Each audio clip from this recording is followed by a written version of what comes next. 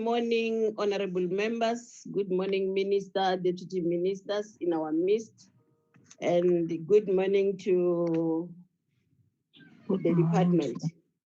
Good morning, honorable members. Good morning, minister. It is the time of the year where we celebrate Women's Month. Not just women, but women of vision. Not just vision, but the vision of uniting women, fighting gender-based violence and femicide together, fighting COVID-19 together. Honorable members, women of 1956 successfully achieved their plan. Let's wait and see the strength and willingness of women of 2020. In Isaiah 66 verse 9, the Bible says, I will not cause pain without allowing something new to be born, says the Lord. For a child to be born, a woman needs to conceive. During the course of the 9 months, the only thing that a pregnant woman knows is that one day she's going to deliver or to give birth to a child. But the secret behind that child, it's beyond women's imagination or thinking, even women's wishes. All criminals, all serial killers, the rapist, the priest, the doctors, president, you may name them, they are born of women. Meaning that as women, we must take our stand. It is our duty as women of this country to fight for our space, to fight for this gender-based violence and femicide. Honorable members,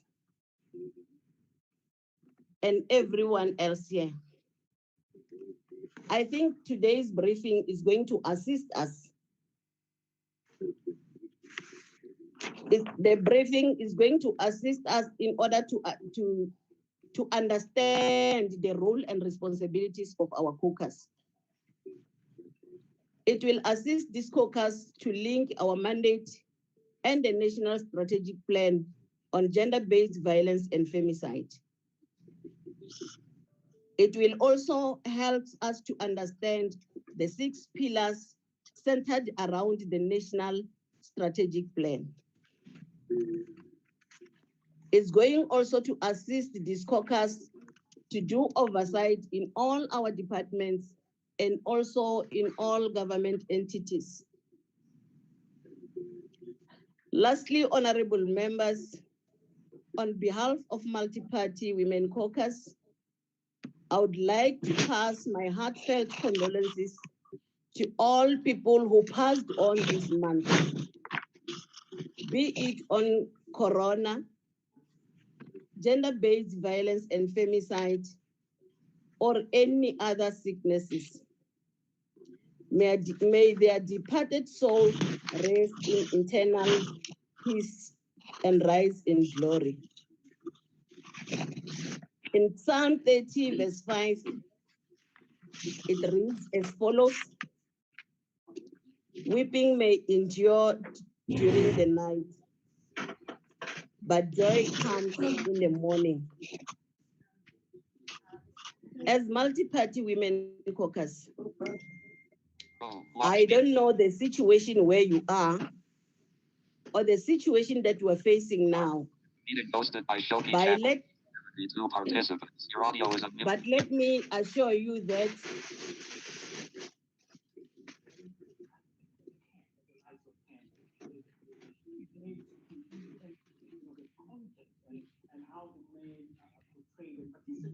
Chair, you are muted.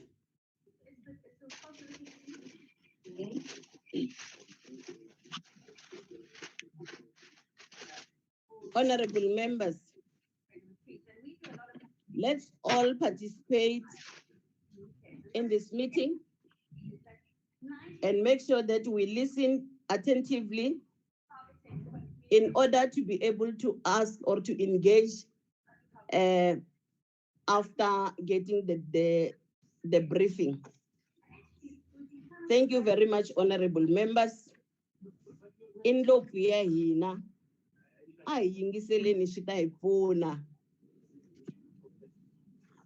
our agenda is as follows. I've done the remarks.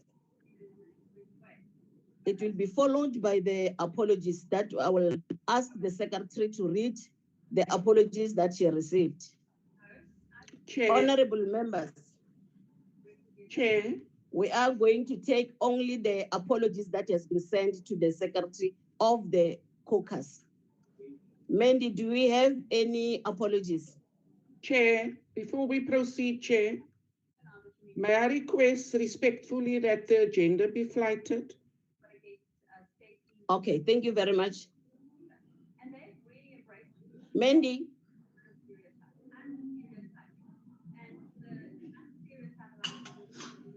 Yes, Chair. A little bit upper.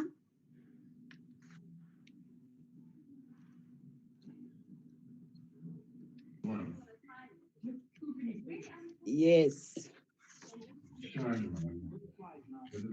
The agenda is there. Do we all see the agenda? Yes, Chair. Okay, let's proceed. Mandy, do we have any apologies? Yes, Chair, we have apologies from Ms. Mofokeng, Mr. Sulu, Ms. Malloy, Ms. Labuskaghni, Ms. Visser, Ms. Boshoff, Ms. Mahlo, Ms. Sharif, Ms. Mkize, Ms. Lechwase, and Ms. Trapa. Those are all the apologies, Chair. How many in number? 12, Chair. 12. Yes. Honorable members, we have 12 apologies, but I do believe that the apologies is not going to hinder any progress according to this planned meeting. We correct, since I've checked the number of participants appearing there. We are proceeding, honorable members. Chair, my hand is up. Chair, my hand is up. Your hand is up. Yeah. And who's that? My name is Pemi Majutin. Oh, Chief Whip. Thank you very much, Chief Whip. Is there something that you want to bring to the attention of the caucus? Yes. Thank you very much, Chair. Let me also the meeting, Chair. I'm not sure whether people in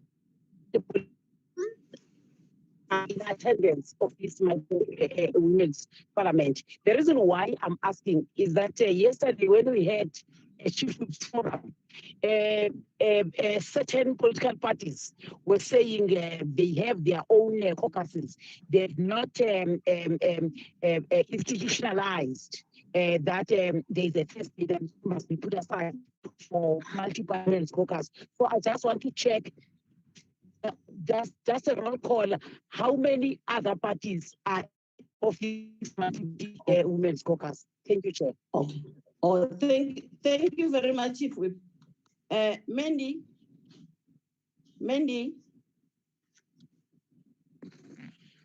Hello. Chair, I can hear you. No. Yes, can you check for me members from other political parties? I've seen Mahlengwa for now. Can you check? Yes, Chair. IFP is there, and what other political parties attended this caucus? I've only seen IFP here, Chair, but the members from the EFF did confirm Members from the DA made apologies, submitted apologies. Chair, can I assist you, Chair? Can I Yes. request you call each party just to say if ANC is here, all the 14 parties, except PAC cannot be here. They don't have a woman. But just to quickly check, call each party then to make indication if it is present, because I want to take up this matter in our next multi-party chief whips forum. Thank you. Thank you very much, Chief Whip. I don't know if the secretary can assist me in giving me the political parties, because I may stuck on the way. ANC. It's obvious case. I've seen a number of ANC members. ANC and present. The chief, we are present, and then IFP. Chairperson. Yes, the Inkatha Freedom Present. Party, all three members of female members of parliament are present, and I just wanted to confirm to the ANC Chief Whip that in fact our Chief Whip prioritized Women's Caucus. So we don't have a normal caucus today because there's Women's Caucus, so it means the IFP has prioritized this meeting. Thank you. Wow. Thank you very much, IFP. And Chief Whip, let me also support the statement. IFP always, they are there. Even if when we're invited by the department, not in our multi-party caucus, IFP always is represented. EFF? No one. The DA? The NFP?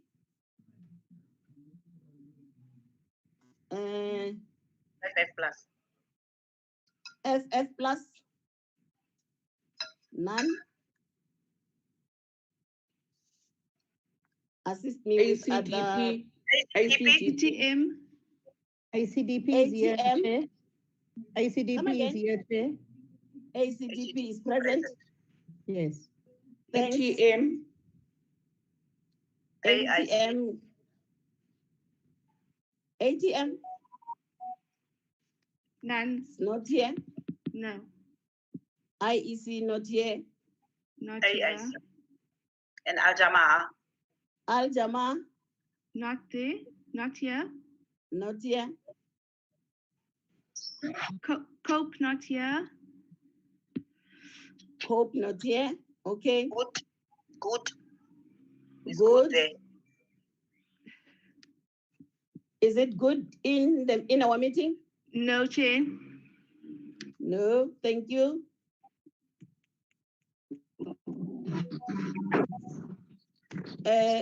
Chief Whip, I think the ANC, the IFP, ACDP, it's here. The rest are not here. Chairperson, Yes. Chairperson, can I also raise my observation in terms of Okay. the DA? The deputy Okay. chair of the multi-party women's caucus is a member from DA, but she hardly attends the broader multi-party women's caucus meeting. So I think it's something maybe the meeting should look into. Thank you. Thank you very much, Whip. I think that matter really, it needs to be raised, because ever since we were there, I think she attended one, if not two meetings. Thank you very much. Honorable members, can we proceed? Chair. Hi, Chair. Hello. Hello. Good morning. Morning. I just want to make a follow-up on the question, the very same question of correcting. I want to know, what is it then that makes us to correct as a meeting? Are we correcting taking parties into consideration, or are we correcting a number of women that are in the meeting? Thank you, Chair. I think honorable members will assist each other here. when we are in our steering committee, the issue of co-rating, we're talking about 1/2 + 1, the number of members of the steering committee. So when it comes to multi-party caucus, since it embraces every woman in parliament, representing all the parties, I think the honorable members and the chief whip can assist in this one. Thank you. Comrade Honorable Boroto's hand is up. Oh, Honorable Boroto. Oh, I'm sorry. I was going to make a follow-up on the issue of apologies. The chief whip covered me. Thank you. Oh, thank you very much. Can we clarify the issue of co-rating as a caucus? Whether we're saying we're co-rating because all political parties are in, or we are talking about the number of participants as individuals? I don't know. Can we assist each other here? Chair, it's the committee secretariat who must assist you. Chair? Mandy? Chairperson, the joint rules of the of Parliament do not specify parties when it comes to meetings co-rating. The only thing it says is that there must be a minimum of 14 members present. 14 members present for the multi-party women's caucus to continue with its meeting. Thank you very much, Mandy. Can we, Chairperson, if I also may, I think the route is very clear. And we must also know that parties are not carrying the same weight. So it should not be about parties, it should be about the warm rights.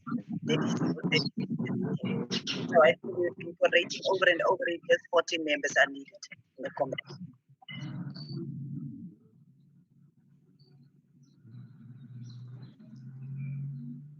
Can you, honorable member? You want us to repeat? Honorable member. Can other members? Can you please repeat? Can hear it. Okay. I think it's clear that it is the warm bodies that count for a forum, and we've been correcting according to the rule. Thank you very much. Thank you very much. It means what I said previously or when we started was correct, that we are correcting. So we are proceeding with our meeting. Can Mandy please flag the agenda on the screen? Yes, Chair, we will. Okay.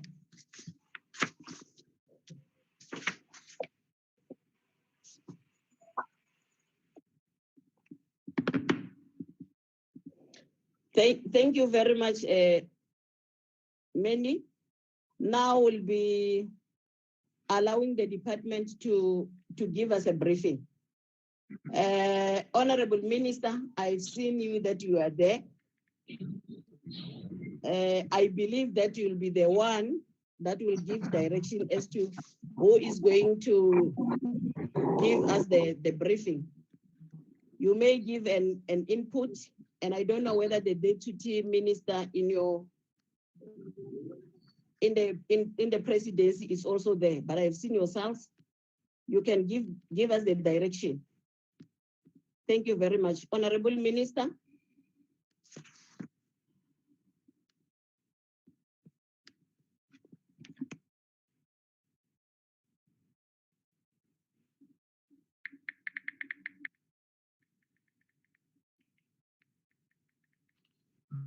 Honorable Kwana Mashavani.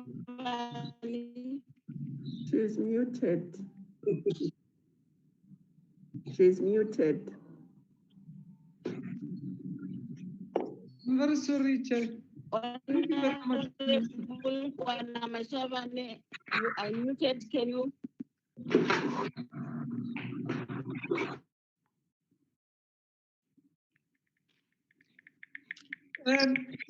Honorable Chair, Chairperson of the Women's Caucus, the Chief Whip of the Majority Party, honorable members of Parliament, good morning and happy Women's Month.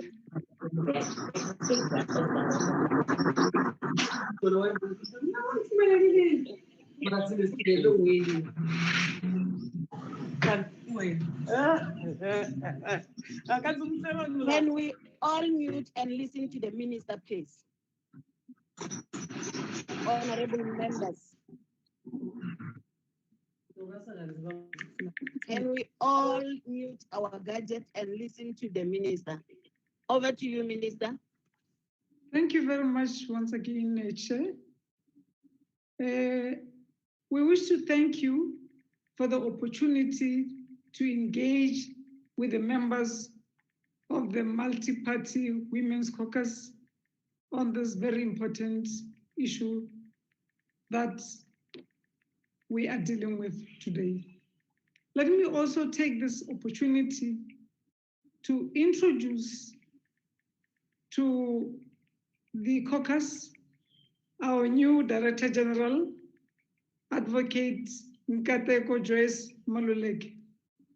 She had come to join the hordes of women professionals who are going to make women do their work the way they want to, appropriately in Parliament, together with her colleagues from all other departments. Who? Tabiso, when did you send me the email? Could you just Mandy, you are resend the email disturbing to the me because minister. I thought I responded to all Mandy, the you are emails. disturbing the minister. Thank you. Bye. Mandy, you are disturbing the minister. I'm sorry, Minister, about that. Can you please continue? Yes. We are on the overview of the National Strategic Plan on Gender-Based Violence and Femicide. Violence perpetrated by men against women and children is a stain on our national conscience. This pandemic continues to ravage our country and our communities and homes. As our country is responding to the pandemic of COVID-19, the pandemic of gender-based violence and femicide has once again raised its ugly head, or continues to rear its ugly head. This is unacceptable, as one death is one too many. Honorable Chairperson, as we are aware, earlier this year, on March 11th, 2020, Cabinet approved National Strategic Plan, NSP, on gender-based violence and femicide, and established the establishment of the Gender Council for Gender-Based Violence and Femicide. Cabinet has also approved an establishment of Interministerial Committee, IMC, that I'm chairing, and directed it to move with speed with the finalization of the council. The IMC comprises of 6 departments, including social development, finance, SAPS, justice, and public service and administration. The IMC plays a key political role in the envisaged NSP and also in the General, the Council. A technical task team is there, established already, to support the IMC and has been formed by senior officials that work with the said departments. Despite challenges posed by COVID-19 and the lockdown, the IMC has held several meetings, and we are making progress on establishment of the National Strategic Plan. The presentation today will give an overview of the National Strategic Plan and the progress made to date in the implementation and institutionalization of the NSP. I must emphasize that at the center of the NSP is the willingness of us working together.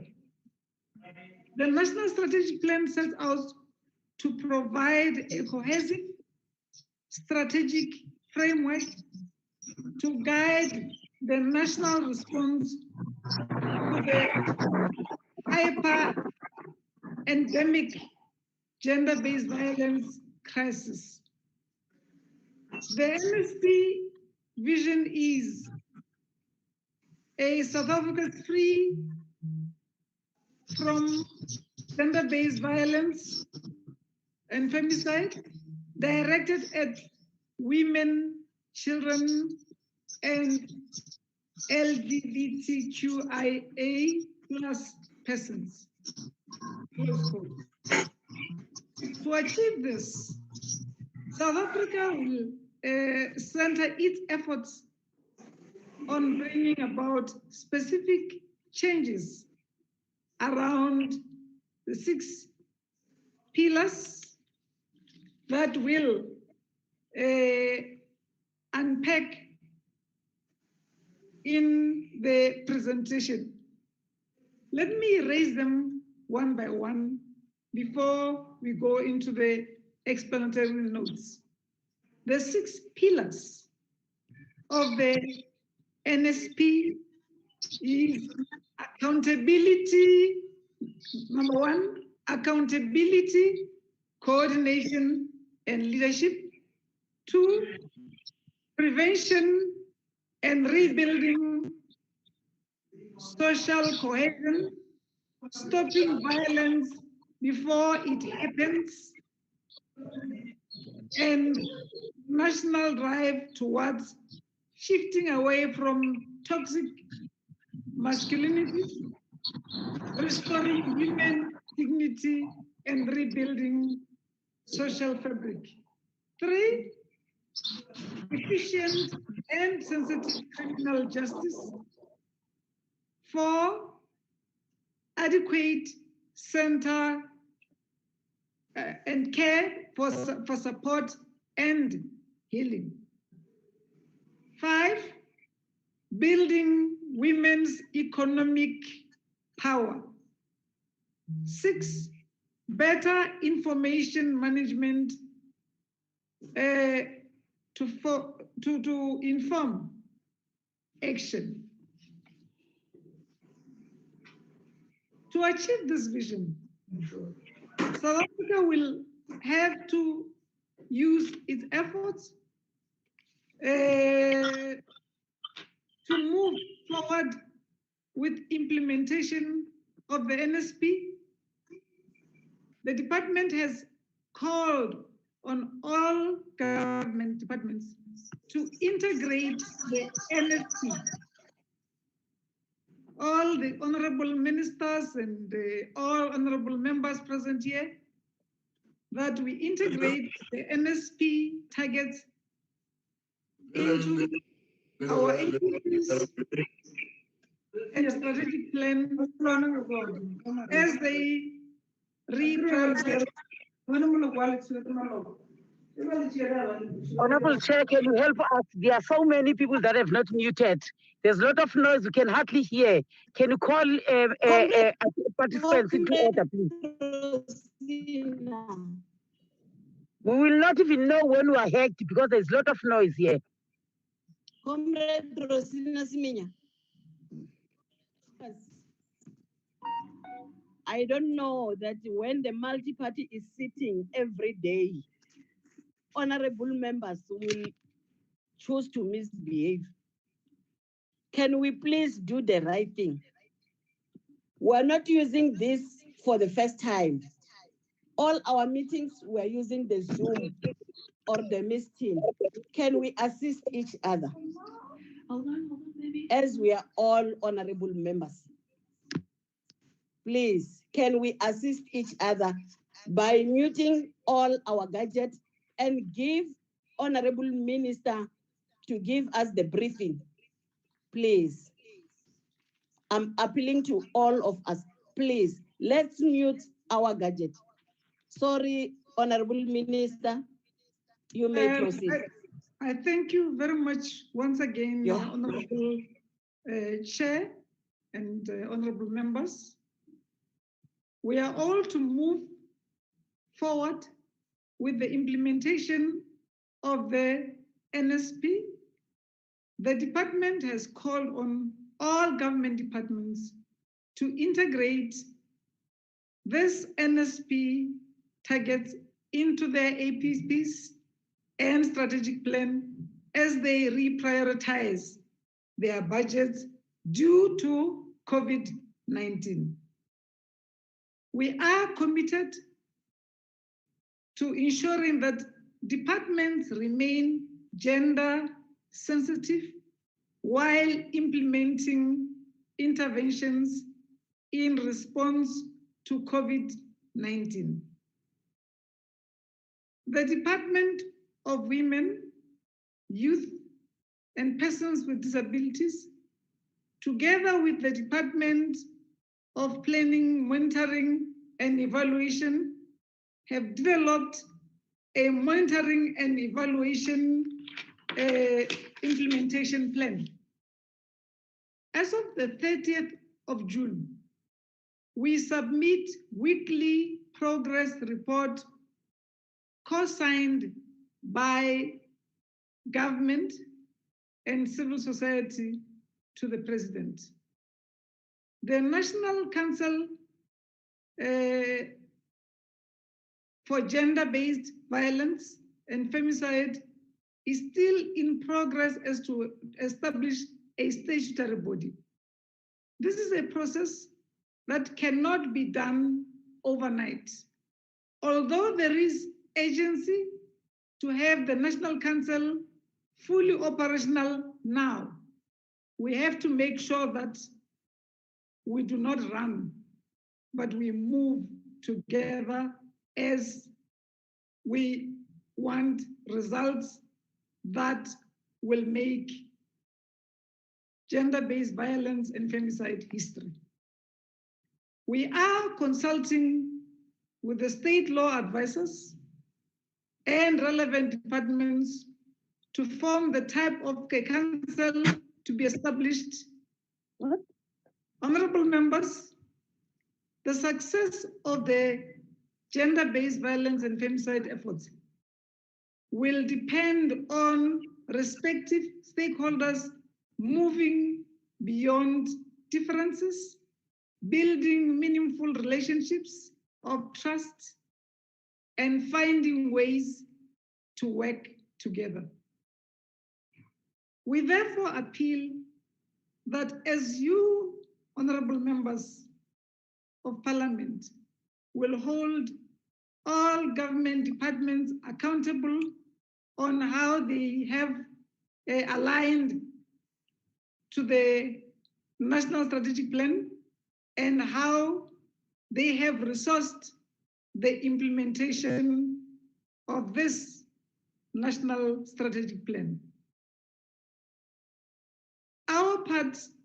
On our part, we remain committed to ongoing briefing sessions to the multi-party Women's Caucus for more guidance and strategic support.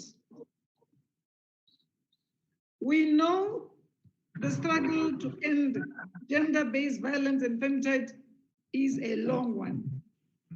We have a vision of a country that is a South Africa free from all forms of gendered violence. Together we can. Mpirote Haul.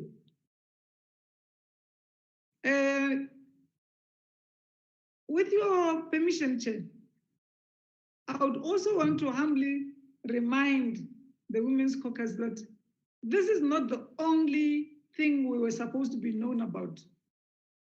To be fighting patriarchy, amen.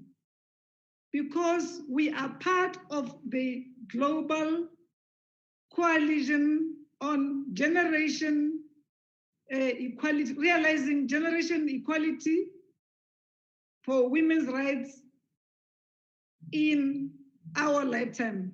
The whole world expects us, as they did in Beijing, as they did in Mexico, and many other fora, that South Africa's hand will be there and South Africa will contribute properly. With your permission, I'll ask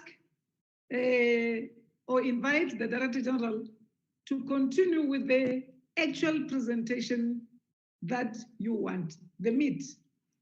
I thank you.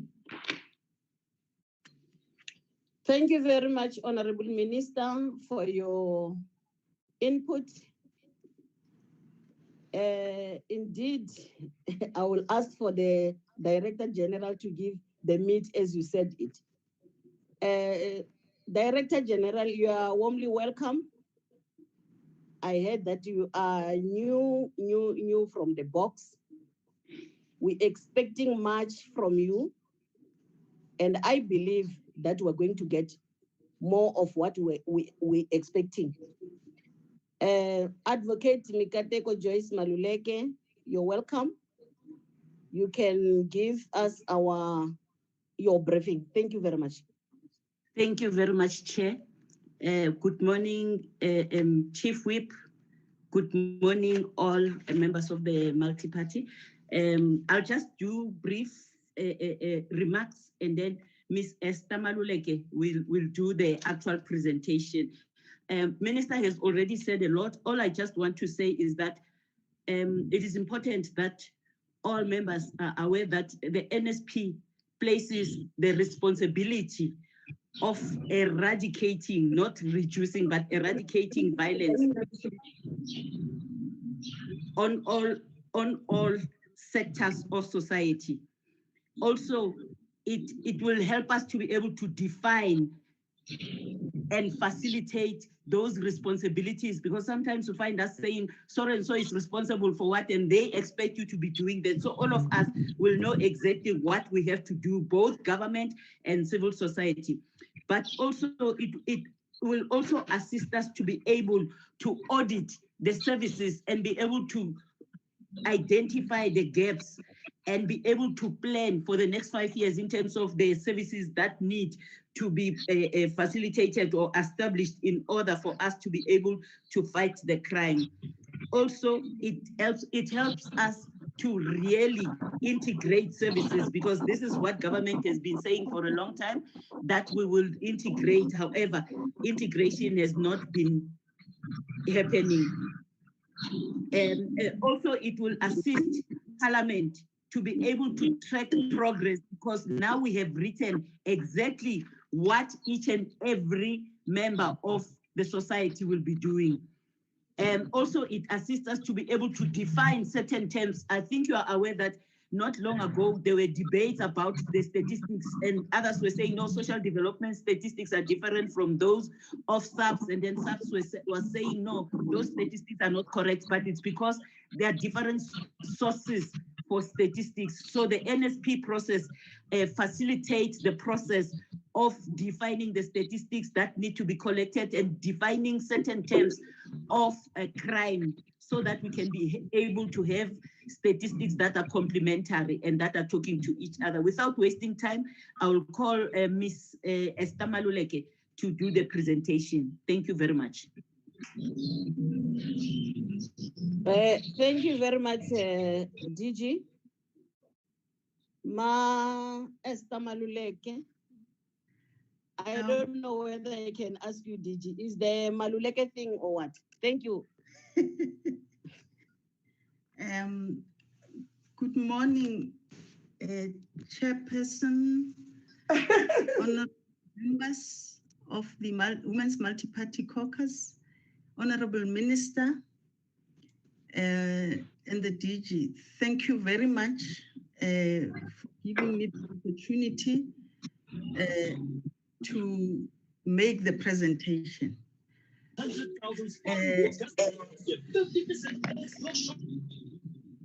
And good morning. Before I do the presentation, I'm humbly requesting, the minister made reference to me presenting the progress of the NSP. And if this is the case, the presentation that is before you is about the NSP, which we presented before. I'm just seeking clarity. But if this is what I need to present, I'm ready to present. And if I need to present on the progress, then I'm ready as well to present on the progress, but it will be a different set of slides. So I'm just seeking clarity and direction, because this is the NSP that is reflected here. It will not capture comprehensively the progress in terms of implementing the NSP. Thank you. Honorable Minister, I thought you are presenting the NSP to the caucus today. Can you clarify this? Thank you.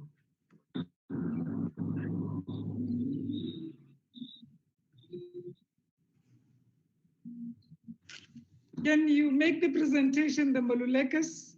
You're taking too much of our time. Okay, thank you. Esther, hello. Do the NSP presentation, and then the progress, you'll respond to that when they ask questions. Okay, thank you. Thank you for the opportunity. The first slide, without any waste of time, talks to what I'm going to share with you, which is the background to the development of the strategy, the rationale for the NSP on gender-based violence, how just give a brief overview of situational analysis, problem statement, purpose, scope, and I'll zoom straight to, yeah, okay. I'm trying to shift the slides. Okay, okay. The next slide, please. Next slide.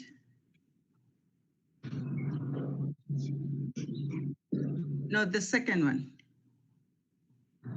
Or third, rather. The third slide, yeah. Okay, this is the background, and many of honorable members in the room may be aware of this journey that we've traveled. And it basically started many years ago, but culminated in calls for a national cohesive and strategic approach to gender-based violence over the past decade, review of National Action Plan that we took into account as DSD, by DSD, social mobilization and activism organized by Total Shutdown, and many, I must add, many other women's movements that marched on that day, on the 1st of August, and the presidential summit. which was basically key. And this summit took place in 2018. And out of that summit resulted in the declaration. And you can see the president signing it together with members of civil society who were representing the broader sector. This declaration consists of 19 articles that reflect the recommendations emerging from the presidential summit and address critical issues that need to be addressed to strengthen GBV. Article 3 and Article 4 specifically outline the task of developing a national strategic plan. So in a nutshell, this is basically the journey. It was the culmination of many years of hard work around issues of gender-based violence. But I think that particular presidential summit really pushed us to take a particular trajectory in terms of responding to gender-based violence. So the approach that we took was really to do a proper baseline desktop analysis of, or if you like, the situational analysis. And at that point, I need to highlight that we were, as government, in a process of reviewing what we used to call as the Integrated National Strategic Plan on Gender-Based Violence. You will recall that it was developed in 2013 and then 2015 rather, 13 and expired in 2018. And we're on board to actually revise it so that we can improve and strengthen it. And then the summit happened. So we had to take that process because it was a very rigorous process conducted and led by both us and DSD. And we had to take that on board because we were at a point when the summit happened of actually finalizing the draft report. So we took the work that was done extensively on board. We also added consultations, additional consultations across 9 provinces, interacted with women and our partners broadly, and women in their diversity. And we consulted both in rural and urban settings to actually hear their views in terms of what needs to be reflected in this strategy and which direction we need to take. So we also reviewed existing government frameworks because we've got a number of laws that are actually guiding us in how we should actually deal with issues of gender-based violence. And we had many teams within the interim steering committee working on a number of tasks and chapters to actually put it together. Next slide. So this slide I have already spoken to, and I'm not going to make, it just really captures, summarizes what I've just said. Safe to say, on the right-hand side, the green parts shows that we've actually reviewed and tried at that time to start even the costing of the national strategy, but I'll come back to that. But most importantly, as we were busy putting together the strategy, we were hit by another crisis and we had to act urgently. And that's when we devised and designed the ERAP, which is the Emergency Response Action Plan, because we wanted to really act and respond with agility and urgency on the reports that we were getting from the ground of women who were killed at that time. Next slide. This is just really shows some of the consultations that we had across the country during the month of September and October last year. And still on the slide. And you will see that we're just highlighting some of the most critical issues that came out of those consultations. Still, extreme unhappiness with the criminal justice Women were saying, we want an effective criminal justice system, and we've said this for many years. We want safe transport, lighting, drugs to be dealt with, especially issues of alcohol abuse. We want better policy. We want parenting interventions, that are evidence-based. We want to address women's economic vulnerability. We want a localized strategy that will be driven on the ground by rapid response teams. Teams that when there's a case or somebody they know or is aware in a house, in a street, is abused, they'll be able to respond with agency and help to deal with that matter. Next slide. So the slide captures, and I think this has been articulated very well in many platforms by our president. Really continue to sensitize us that we are in a crisis. We are in a crisis, and we better act to respond accordingly. But I must also highlight in this slide that, yes, we are aware, we get reports on a daily basis, and I think the DG made reference to the issue of statistics earlier on in her opening remarks. But we still, honorable members, don't understand the magnitude of the problem. For one reason, we don't have what we call a prevalence study that tells us with certainty that this is how big the problem is. We know it because it's reported, and we can see bodies, of women whose lives have been taken. We see children and women sexually abused or even physically or otherwise. But still, that doesn't tell us how big the problem is. But we need to also, when we think and deal with the strategy, and this is what it's really emphasizing, to look at our historical, the institutional violence in the country. We know we've come from a background of colonialism and apartheid, which was very extremely violent and institutionalized violence, actually. And we need to also deal with this problem in the context of the overall levels of crime and violence in the country. And the strategy basically urges us to have a whole society approach. Next slide.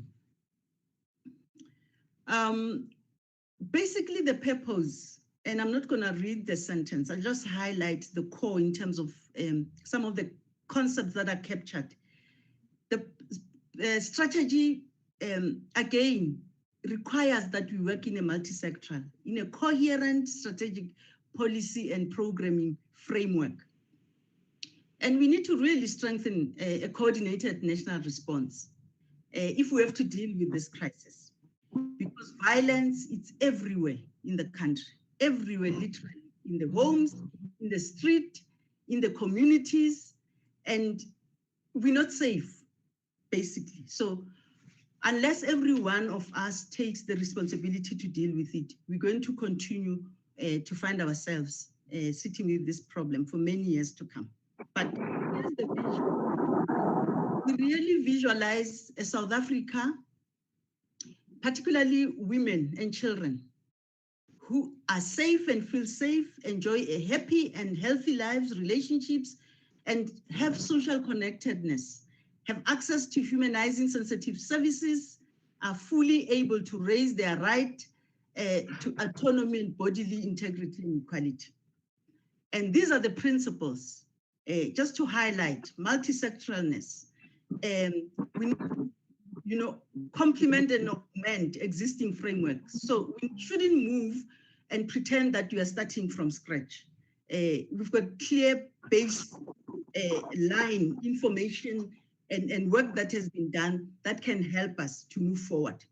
We need meaningful and active participation. We need to be visionary, have, think about being transformative and forward-looking, and continue to also emphasize human rights, because this is in the chapter 2 of our constitution. And we need to have a survivor-centered, inclusive, and diversified and intersectional approach to actually dealing with the scares. Next slide. In terms of this purpose, I think I've made reference to that. Please move. I think it's a duplication. Thank you. In terms of scope, the strategy focuses on a comprehensively and strategically responding to gender-based violence and femicide. This specific focus on violence against all women, as I said earlier on, in their diversity, across age, physical location, disability, sexual orientation, sexual and gender identity, gender expression, nationality, and other diversities that may not necessarily have been captured here. But this basically covers and that violence against children and how these serve to reinforce each other. So these things we need to work together on them. I propose that you pass this slide because I've made reference to the principles and just highlighted a few, but there's a whole list. Next slide. Perhaps I need to just, the other one, yeah, thank you. Here, I think in this slide, the slide on the principles, the second slide on the principles, sorry. I think here I need to emphasize the point and highlight in this slide in particular, the issue of intergenerational youth-friendly approach, because we are a department of women, youth, and disabilities, and to highlight that this strategy really takes those issues on board.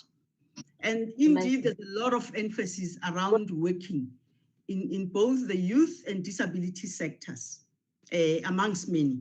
Thank you. Let's move. I always say when I present the strategy that this slide, it's basically the summary of everything that is in that document. And this is our theory of change, the approach in the way that we want to address this scourge this time around, because we cannot continue to do the same thing and expect different results.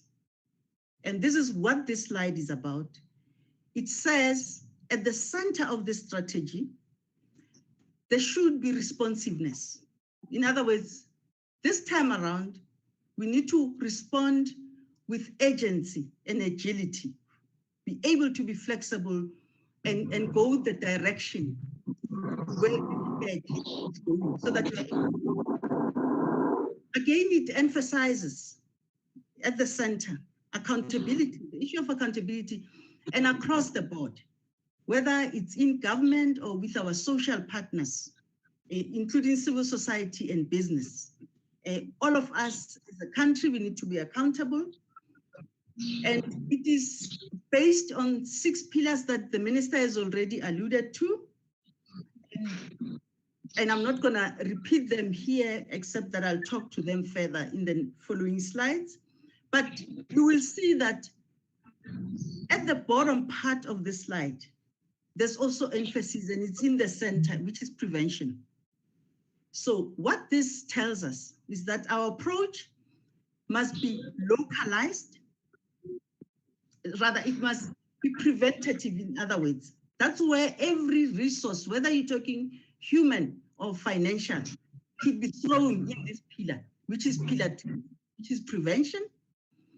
And this will assist us as we do to localize this strategy, because we've been working from top bottom.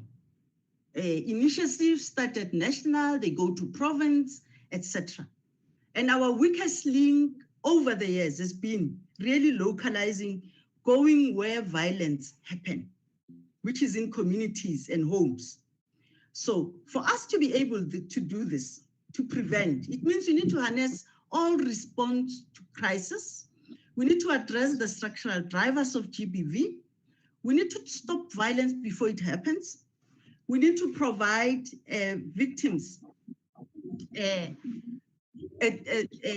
with care that is centered at them and focused at them, and ensure that they have access to quality services. We need to enhance strategic institutional and resourcing coherence, and we need to elevate accountability at all levels. You can see even under this pillar, accountability is emphasized.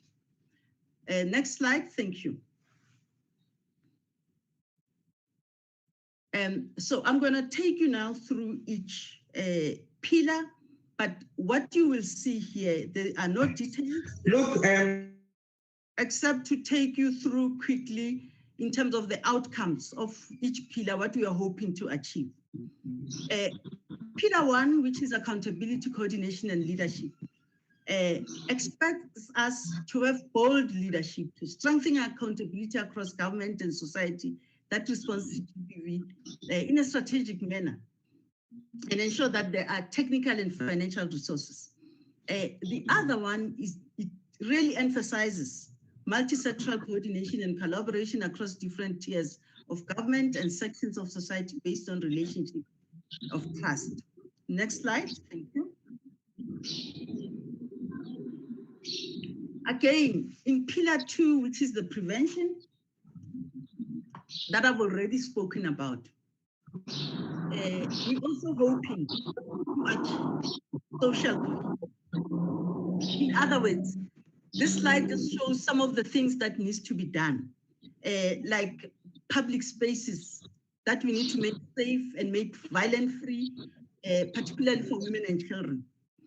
We need to strengthen programming, as I said, and ensure that whatever program and intervention we make are based on restoration of human dignity and build caring communities and society.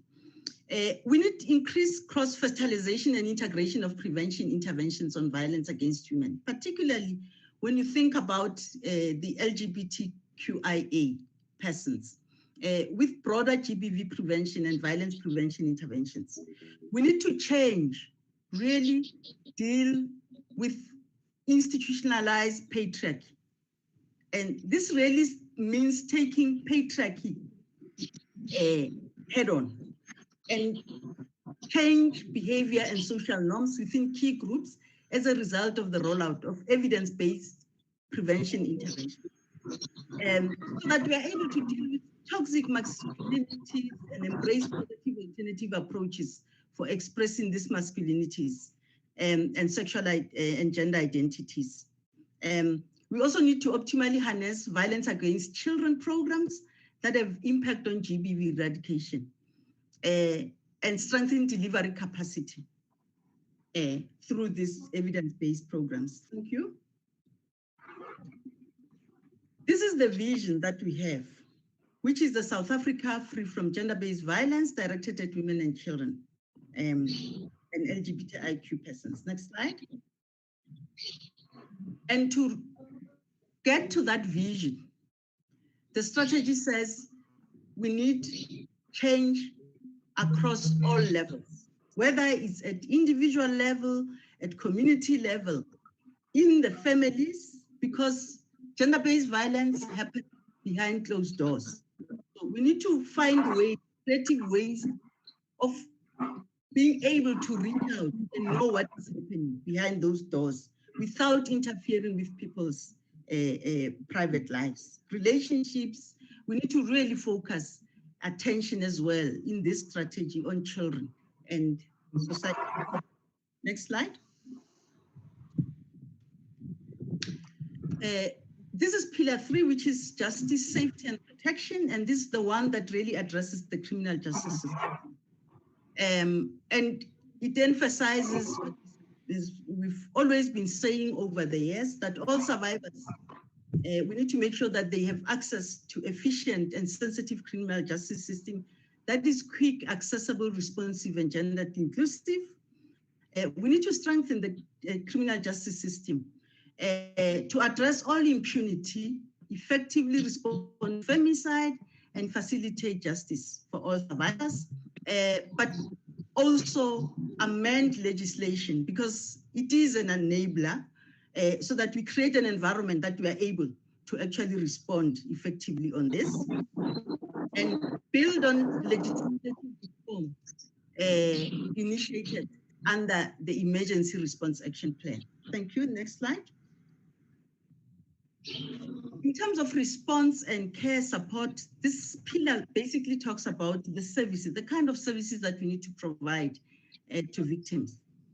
I've already alluded to the issue of strengthening existing response care and support services. We need to tackle the issue as we provide these services, the issue of secondary victimization and eliminate through addressing individual systemic factors that drive it. For instance, the fact that police are still, and some of them, not all, when women walk into a police station and still report a case, they are further victimized. So these are the things that the strategy says we need to really address because it's secondary victimization. It just makes the situation worse. It's not helping any one of us. Victims must be made to feel supported by and have necessary psychosocial and post-violence care services. We need to strengthen community and institutional responses and provide integrated care and support for survivors and families. And I think here we need to remember, and this is what the strategy says, and because it has taken all these issues into account, that gender-based violence is intricately linked to HIV and AIDS and issues around substance abuse, especially alcohol and drug dependency. And members will recall what happened in June after the introduction of lockdown level 3. When alcohol was made accessible to people, and we started seeing a lot of cases of femicide that were reported in June. So, and research over the years, and I must emphasize that you can't deal with violence against women and children without looking at issues of substance abuse and HIV/AIDS. Thank you. Next slide.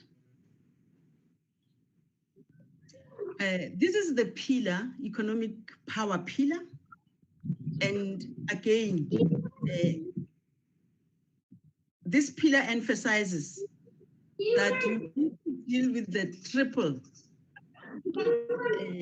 oppressions of poverty, unemployment, by actually accelerating initiatives that address women's unequal economic and social position. And I think now living with two pandemics of COVID and HIV/AIDS, clearly we're going to be very challenged in many fronts where particularly women, and we begin to see reports coming in that says women are losing jobs in their numbers, at least those that were lucky to even have a job, because majority of them are either unemployed or are in the informal sector. So we need to really look at this pillar. It's one of our most critical one, because we believe that if we deal with issues of economic power for women, issues around safe workplaces, dealing with sexual harassment, issues of procurement, you know, and ensuring that women have access to some of these opportunities, we will not be able to tackle violence. We need to strengthen also already what is in the system that seems to be working for us, but have weaknesses, issues around child maintenance and related support systems to address the economic vulnerability of women. So we need also in this pillar, the emphasis to bring on board a business, which has been the weakest link. In terms of research, all I need to emphasize with this pillar is that moving forward, this should be one of the game changers. We need to have evidence-based programs that we run. It means we need that prevalence study that I made reference to earlier on, because it will really give us the picture, and the strategy has prioritized that as one of the targets that needs to be met, so that we use the opportunity of what is happening on the ground, the information, to know where we should direct efforts in terms of dealing with the sketch. Next slide. In terms of implementation modalities, next slide, let's move. We know that the summit recommended very strongly, and Minister earlier on in her remarks made reference to the need to establish the multisectoral coordinating structure, which is popularly known as the National Council on Violence. Next slide. Next slide. And this is the proposed structure that was approved by Cabinet alongside the National Strategic Plan. Just quickly to say, this structure, as we were consulting across the country, it was clear to us in terms of the feedback that we received from many role players and our key stakeholders, that we need a flat structure that is lean, meaning we don't need a huge structure that is resource heavy, because we need to redirect these resources to programs so that where they're mostly needed. So there was a suggestion to have the council, which is on the slide, what is referred to as the executive board, that is constituted by 13 members. That took on board the recommendation that was made at the summit that this council must have 51 and representation from civil society and 49 representation from government. And it should also have a secretariat that will provide the necessary administrative and logistical support.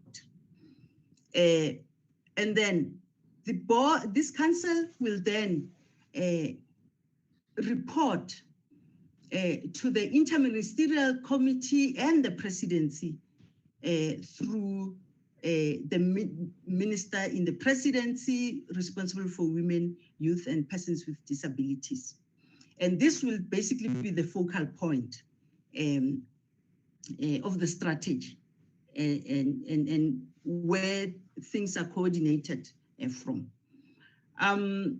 Then when you look at the bottom, you will see that we are, the council, there's a proposal to replicate it similar to what the national structure looked like in terms of the 51-49% split of the provincial structures. But again, I need to make it clear that when this was proposed, there was emphasis that we should take on board the context of every province, because we are aware that already there are many structures that exist at provincial and local level that try to tackle this problem. And so they need to take all those issues on board in how they structure themselves at provincial and local government level. And I've already mentioned that at local also, there will have to be 51 and 49% split between government and civil society. But this council and all of us, they will obviously account to Parliament through the department, as we do, to the multi-party, Women's Multi-Party Caucus and the Portfolio Committee on Women, Youth, and Persons with Disabilities. Thank you. Can we move? In fact, I've already spoken, honorable members, on this slide and the next one. I've already alluded to, because it just gives us a breakdown of what is in that structure that I've spoken to. Now, coming to implementation of the strategy, because once it was launched by the President on the 30th of April, it was handed over officially to the Minister in the Presidency, who also chairs the IMC, Interministerial Committee. Ever since we started implementing the strategy from April, there's been a lot of people. I highlight a few, but I just want to mention that there's more to what you see here of work. The train has moved it, and it's moved very fast in terms of implementation of the strategy. But just to say that we've been working very hard to ensure that indicators are actually refined, and we're working very closely with DPME on this. We've actually developed what we call the MNE action plan, which assists us to actually monitor and enforce accountability so far within government. We also need to bring to the attention of members that the NSP is not yet costed. This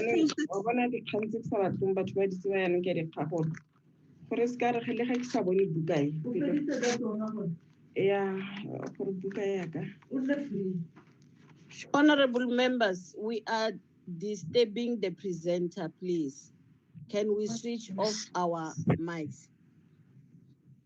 Thank you very much. Continue, Sis Esther. Thank you, Chairperson.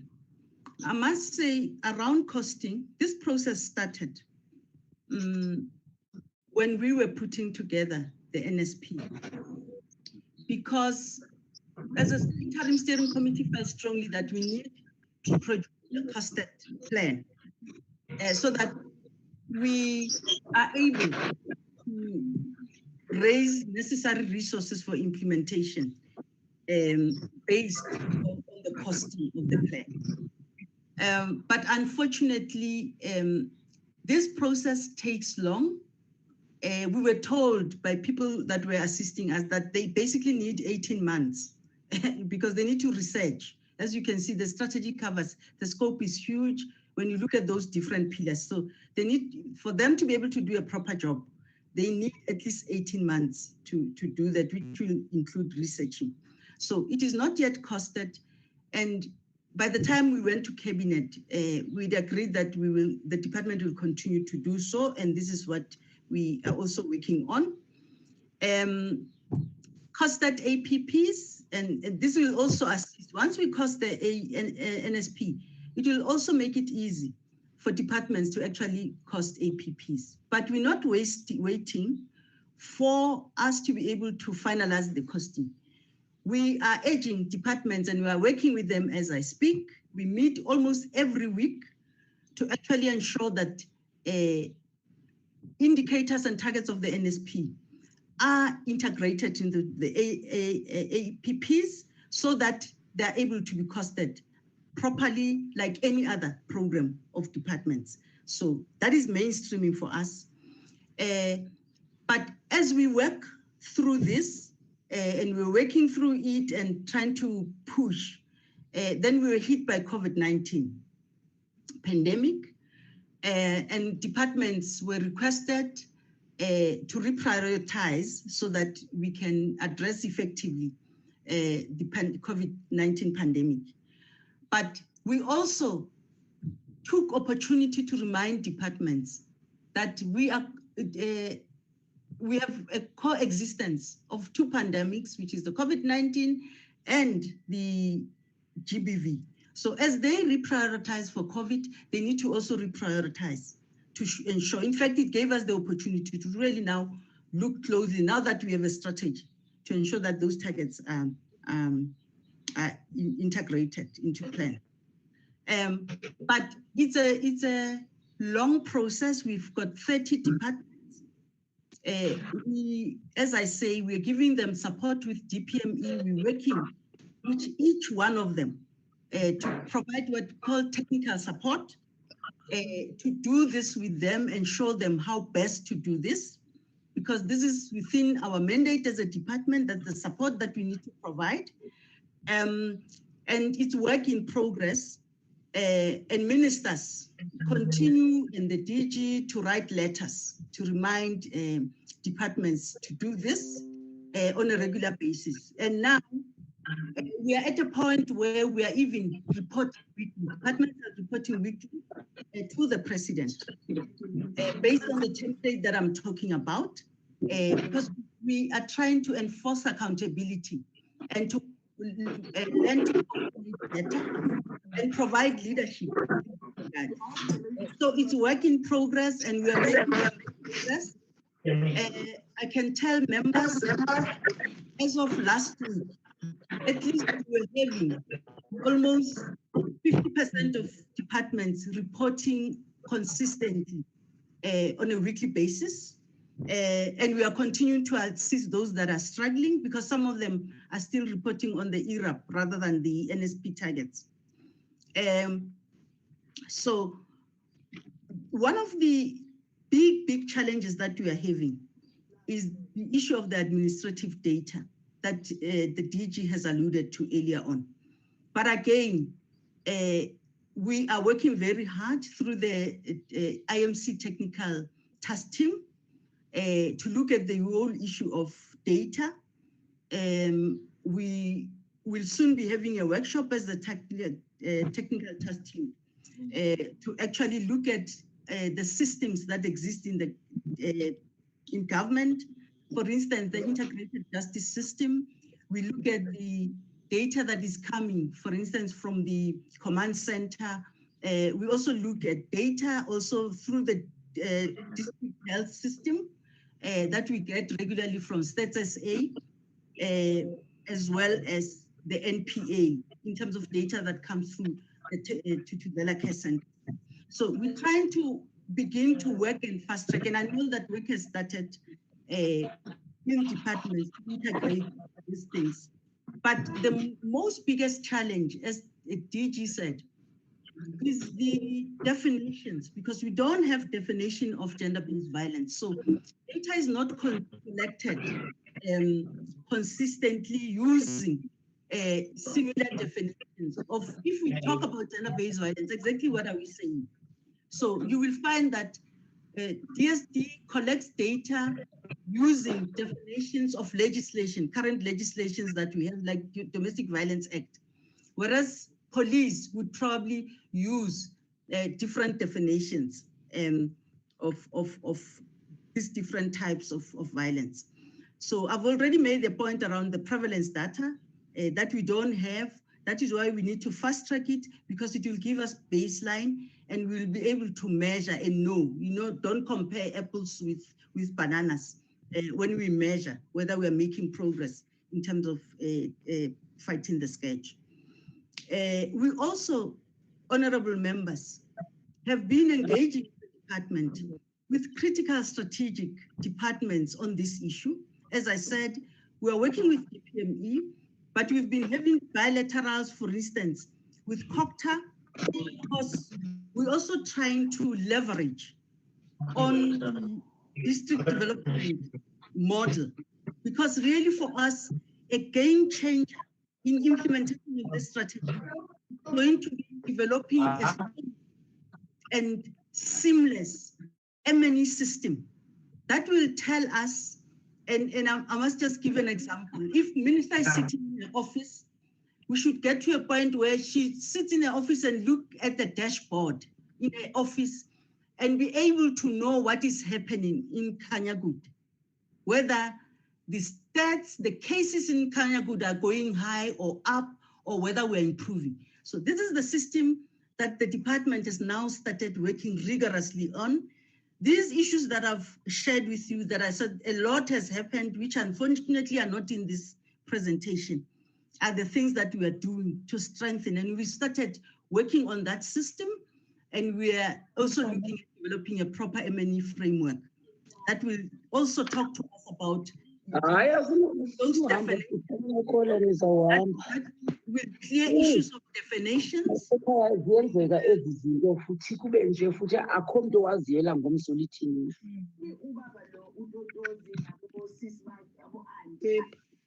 Mute. Continue this way. Okay, Chair, I'll continue. I'm almost done. All I'm saying is that right now, the biggest challenge and efforts that we are making as a department, able to effectively monitor and the progress leading to the implementation of this strategy is to have a proper M&E system. And this is what we've started doing. Okay, next slide. And this is the last but one.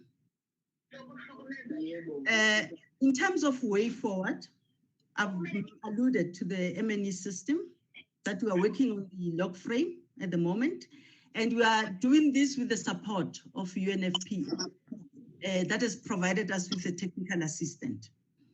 We are streamlining and facilitating streamlined outcome-based M&E reporting. And we are aligning this basically with the DP M&E. And we started putting together clusters of teams based on different pillars. Actually, this. We're building capacity for departments around M&E, as I said, and we are starting to receive weekly reports. We have respective program managers in departments that should report to in terms of NSP target.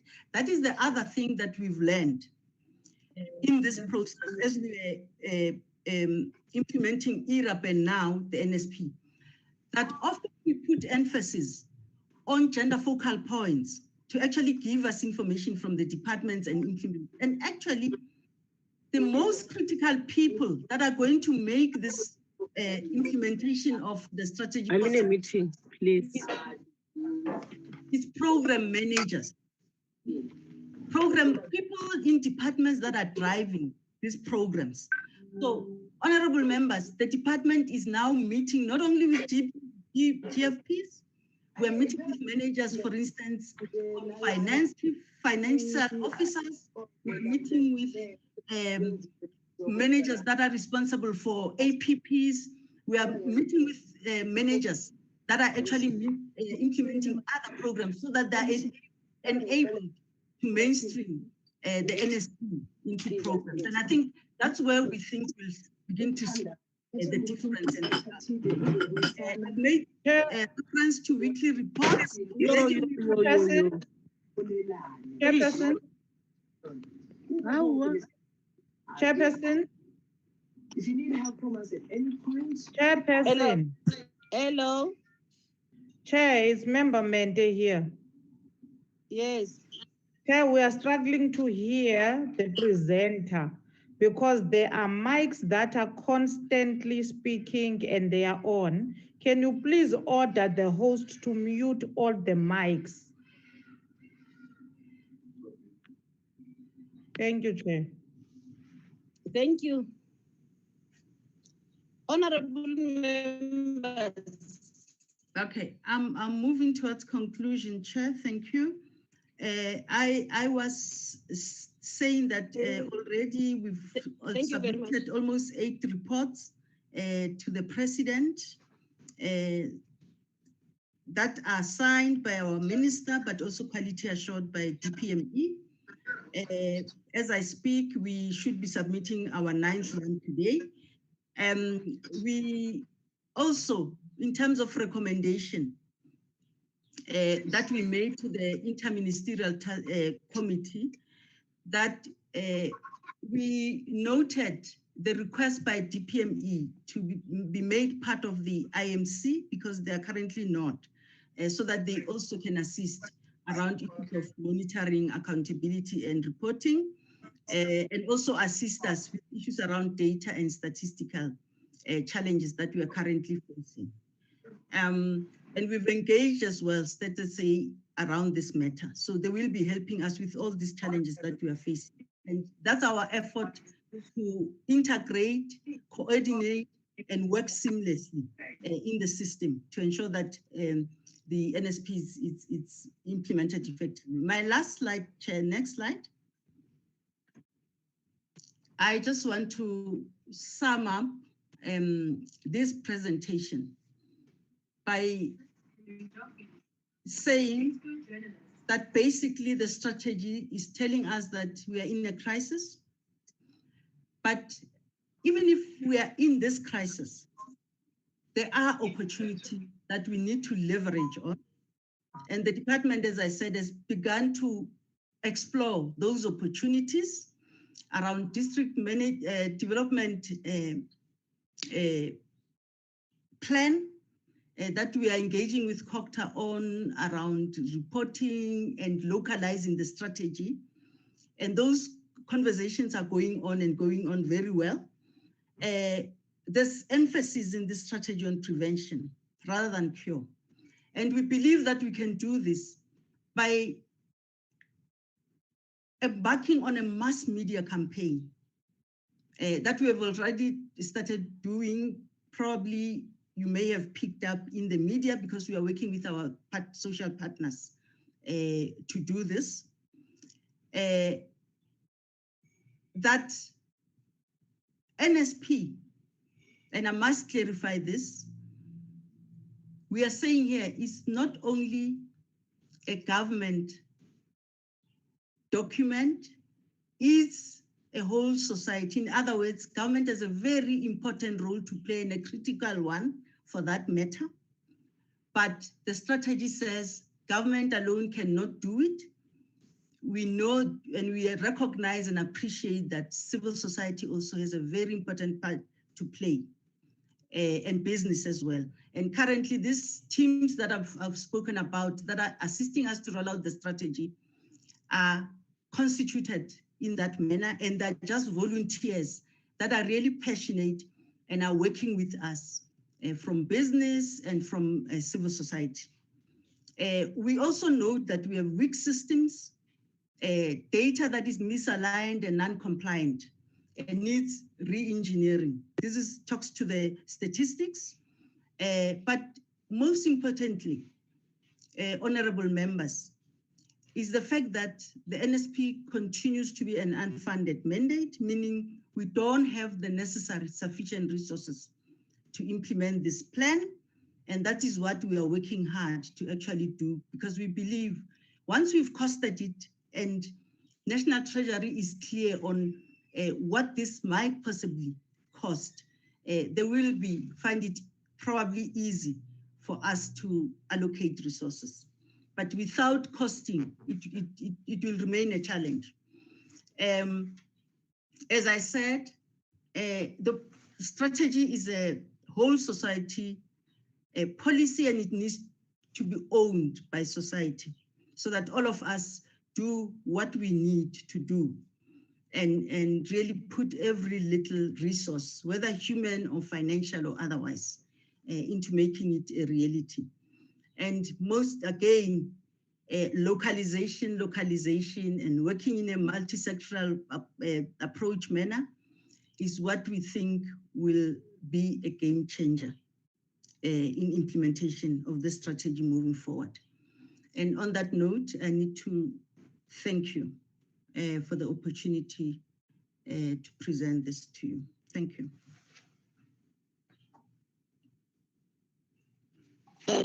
Thank you very much. Thank you very much, Ms. Esther. Honorable members, I think we're all listening to the presentation. But let me also talk about the conduct that some of honorable members were doing. Honorable members, I'm so disappointed because some of us, to me, it's like they're doing it deliberately. It's like we cannot do anything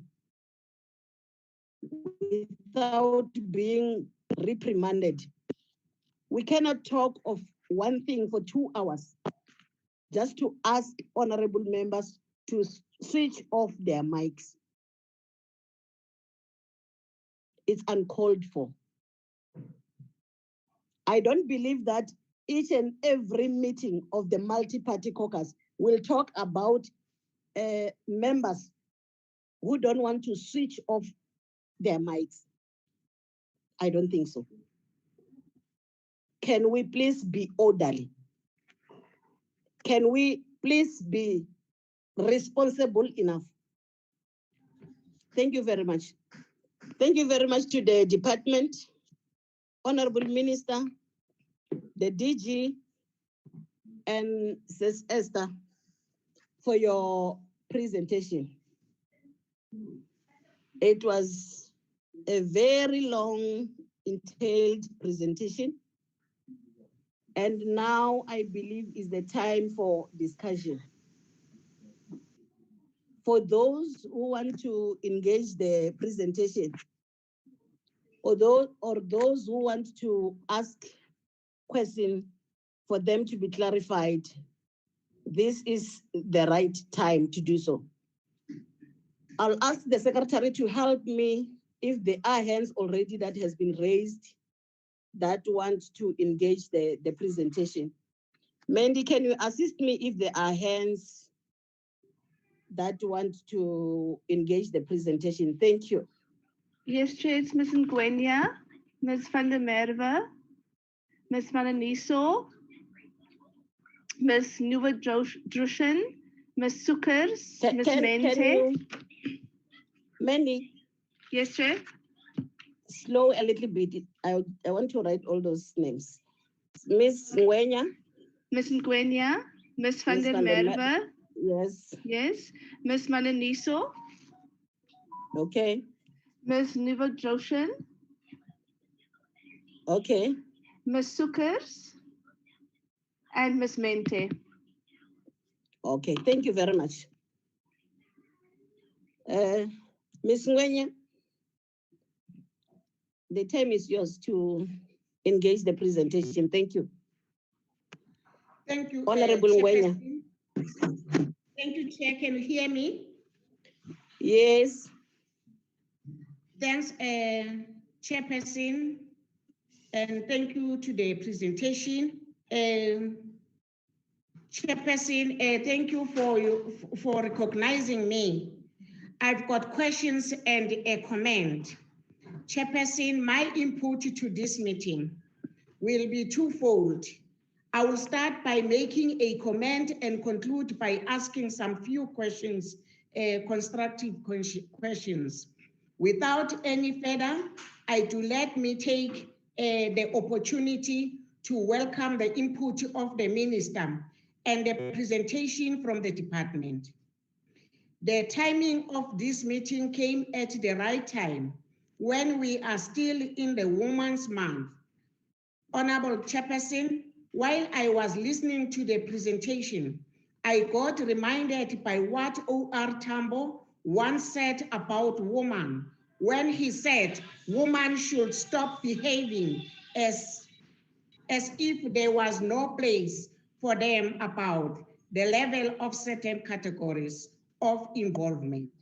Honorable Chairperson, the National Strategic Plan is centered around 6 pillars, and all those 6 pillars are given effected to what OR said.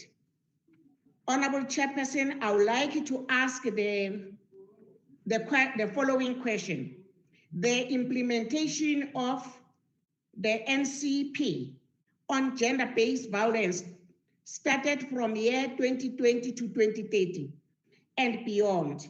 I want to ask whether Department of Women, Youth, and People with Disability have managed to ensure that all the government departments, including SOEs, have integrated the NSP on gender-based violence targeted into their annual performance plan and strategic plans. This will help us as members of parliament when we meet with this department to monitor them on whether they are implementing the NSP or not.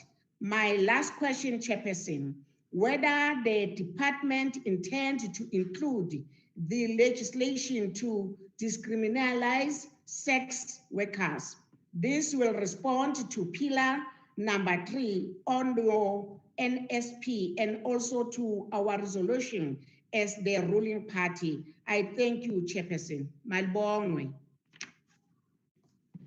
Thank you very much, Honorable Member. Can we go to the second speaker, Honorable van der Merwe?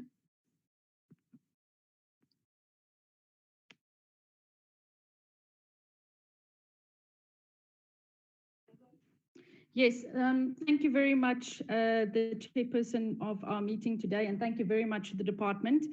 I would like to firstly ask a question around the fact that the NSP is not costed. And that for me is quite worrying considering the spending pressures of departments currently due to COVID-19.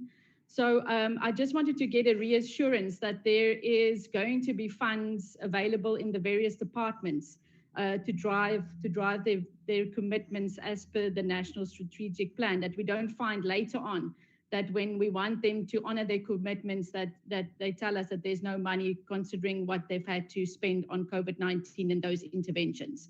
On one of the slides, we talk about reporting of departments.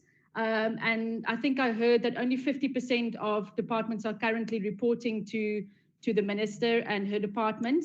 And maybe if we can be told which are the departments that are not reporting or not giving their their commitments or their plans, because I think that's quite worrying. I think in the past we've had a lot of problems where departments are not coming on board, not reporting on not giving their support. And I think, of course, if the NSP is to succeed, we need all departments on board.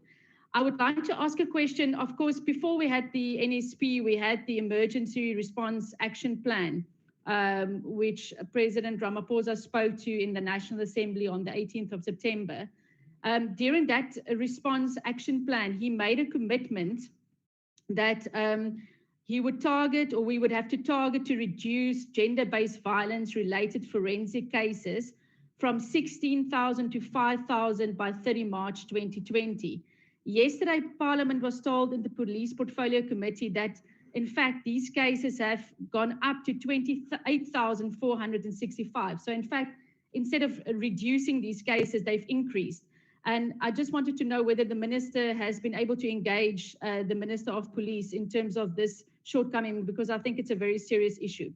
I would also like to flag again the issue of the underfunding of shelters. It has come to our attention in the media and yesterday also in the Social Development Portfolio Committee that there are cuts to subsidies for shelters in the various provinces, and many in the Eastern Cape have not received their funding yet. And I think, again, if we want the NSP to succeed, we need to have the basics in place. In other words, shelters must be able to receive their funding. And I would like to get the minister's thoughts in this regard as well. And lastly, I heard the Deputy Minister of Social Development this week or last week flagging the link between cancer and gender-based violence. And if that is a government position, then surely the issue of cancer should be also highlighted in the NSP as a driver of gender-based violence. And maybe if I can just also get the minister's thoughts on those comments. Thank you so much. Thank you very much, Honorable van der Merwe. Honorable Mananiso. Thank you, Chairperson. Let me start by firstly acknowledging the presentations. And one must say that indeed there's work being done and there's more to be done as well. I heard when the presenter was presenting, she emphasized mostly about integrated approach, and I'm happy that now the NSP indicates that there would be focal people in each department dealing with gender-based and issues and femicide.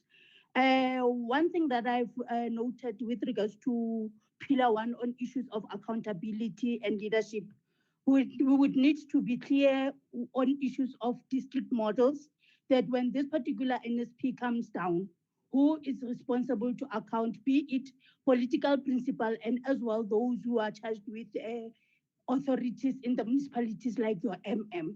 Because at times we fail to execute or implement in the local sphere based on the fact that you would get that terms of references, they are not clear in terms of who's supposed to be doing what. And I've noted that in the same presentation where it speaks about the organogram, there's an indication of interministerial team. And I would want to suggest that to the lower one of the municipality, we would need as well to include executive members of mayor's committee to be part, because of each and everyone would be able to monitor and evaluate their department response with regards to gender-based violence and femicide.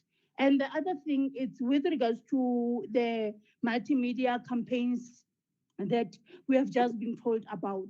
I would want to indicate that perhaps when we do this publicity and marketing, we would as well need to include positive stories, because at times when people speak about gender-based violence and femicide, every time we see trauma, we see shocking news, yet in the same societies, we've got better people who still believe that it takes them to prevent their communities and as well and the families. So it is important that when we get to be having this particular publicity, we get positive stories based on the fact that our emphasis is about preventing at all costs this particular pandemic.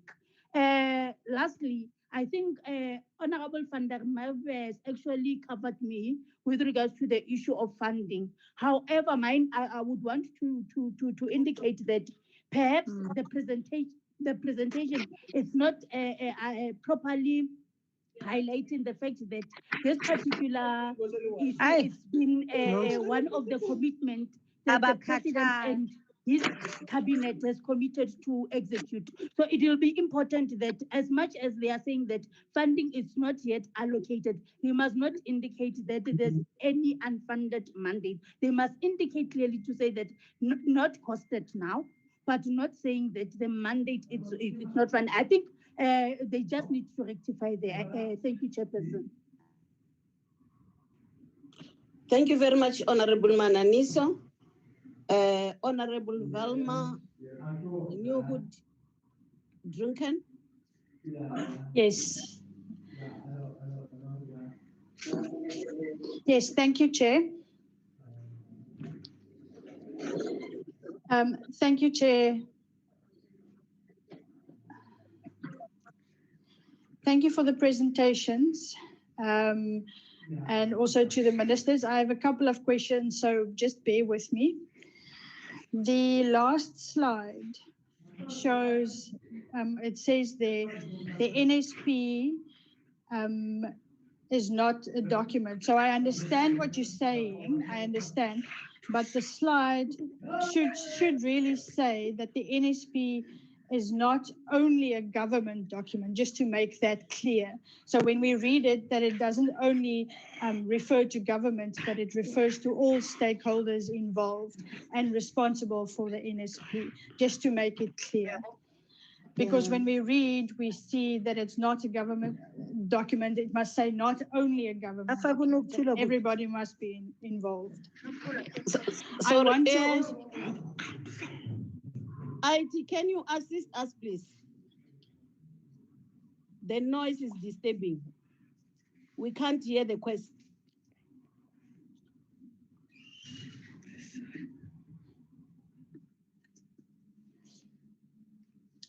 Okay. Right. So that's my first question. Then my second question, the council for the NSP. Will it include people with disabilities? Will a disabled person be included? And if there is no person with a disability there, it must be someone who understands what women and children with disabilities go through so that they can give the same feedback as well. Then I'm worried about when you say that the 18 months to research and look into the cost. 18 months is a very, very long time. Right now, gender-based violence is happening right now. And 18 months, women and children cannot wait for 18 months. So the emergency measures in place, what are those?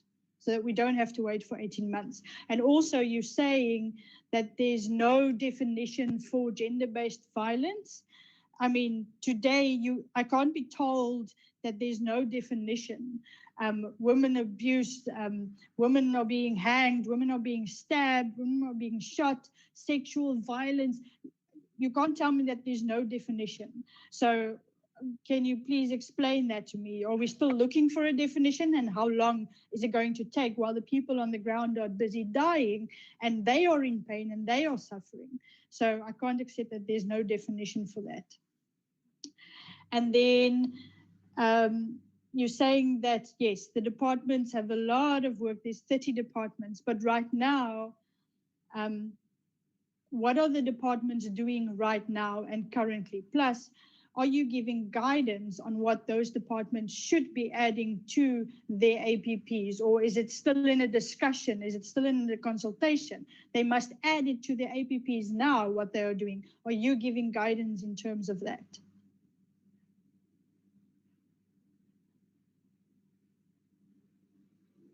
And then I see nowhere the Tutuzela care centers. I see it nowhere, there's no mention in the NSP.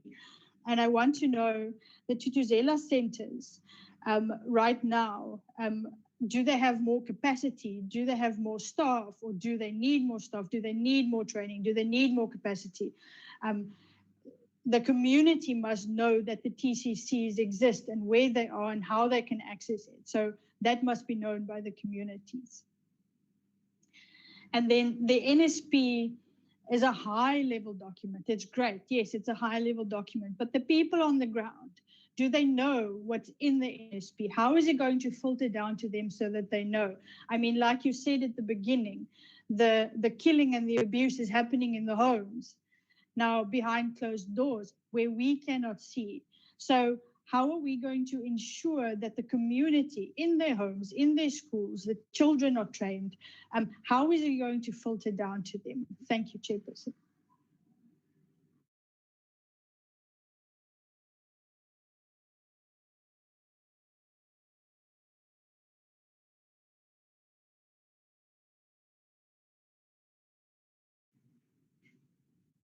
Chairperson, are you here?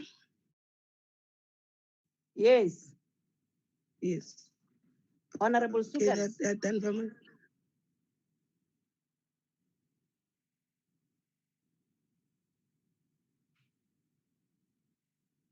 Honorable members.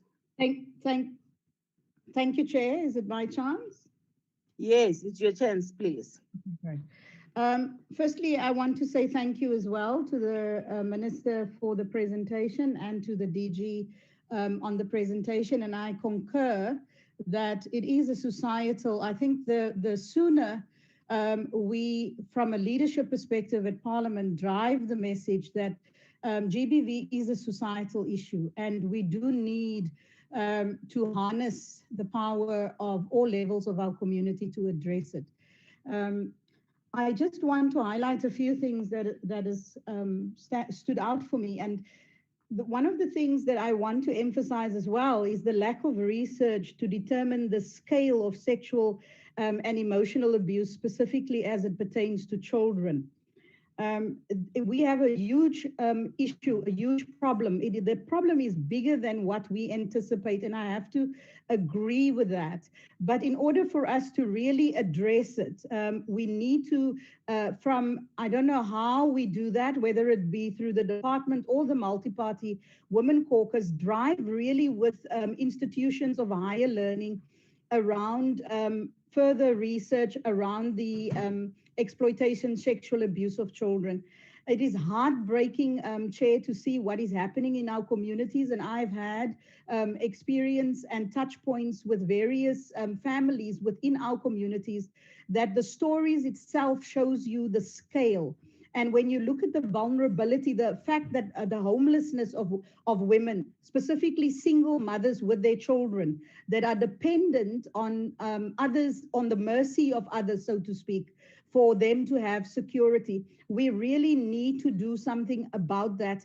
And one of the key things there is one bill, the Special Needs Housing Bill, that has been with Parliament now since for almost 4 years, and it lies with Human Settlements. And I want to ask the Minister to assist really to push this bill in order for secondary housing to be made available for women, specifically women that needs to find their feet again after they have suffered emotional or sexual abuse, or they have suffered gender-based violence with an intimate partner and there is economic dependency.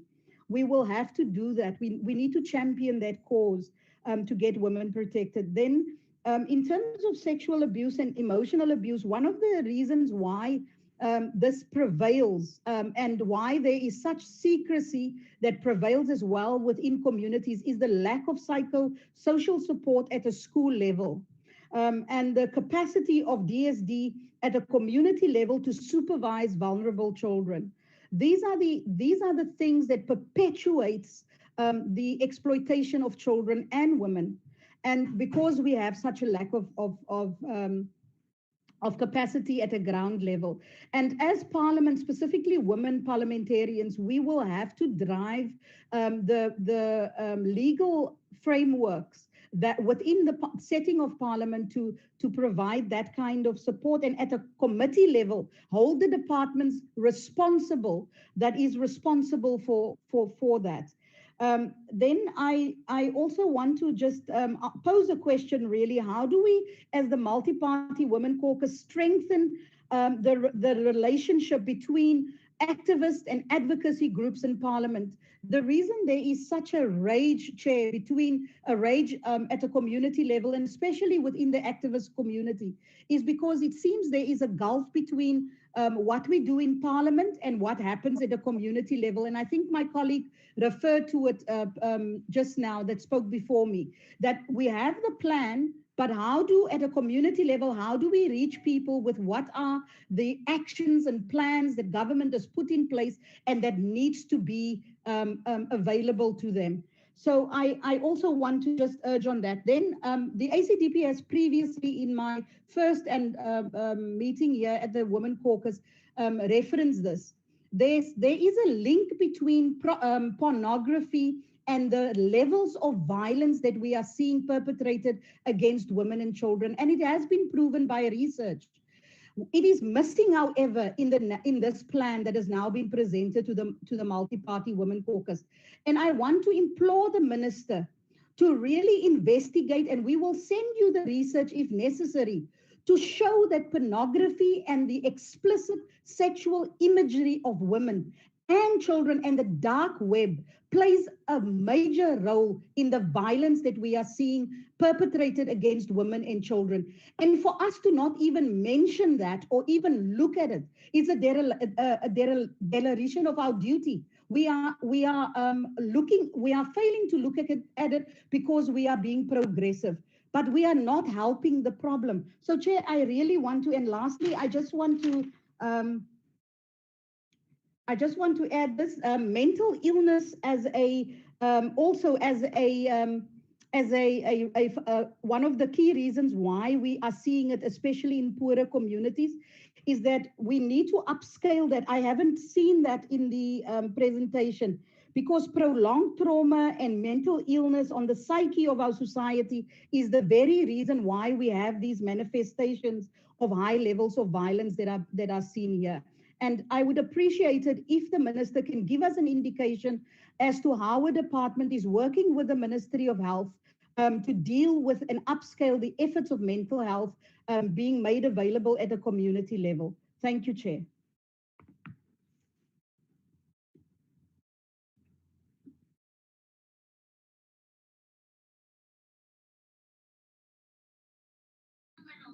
Chair?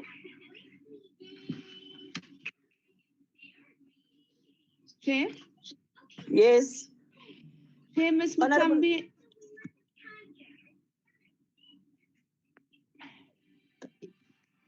Okay, Mandy, what were you saying? Chair, Ms. Mutambi and Ms. Mkalipi have raised their hands. Mutambi and Ms. Mkalipi, I think. Yes. we add 2 on top of the 6 that we're having. Honorable Mente, then Honorable Mtami will follow, and Honorable Mkalipi, I think it will be the last one. Thank you. Yeah, Nkosi Chair. Chairperson, my first concern is, and a very worrisome factor. We are talking to a policy,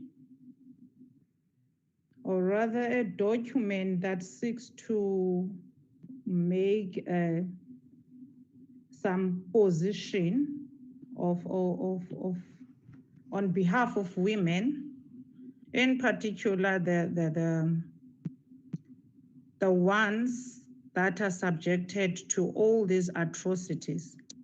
But in the same vein, we, in the opening of this document, I see the dates of, I'm trying to get to the page, of consultation. That is page 6 of this. And already consultations are flagging 15th of the 8th month to the 13th of September. I'm sitting here imagining who has access to these consultations besides the privileged. Because right now we don't have physical engagement. I would like to be taken through as to how did that process unfold. This point is linked to what Honorable van der Merwe raised and Honorable Druchen. We are speaking on behalf of the people, but the people are not taken on board. We are going to talk about their issues, thorny issues, but they are not on board. So the matter of you can't do anything about us without us. Can that be explained as to how is it unfolding? How did they roll it out? How is it going to be made possible for everyone to be part of the National Strategic Plan in order to reach out to each and every person? That's number one. Number two, Chair,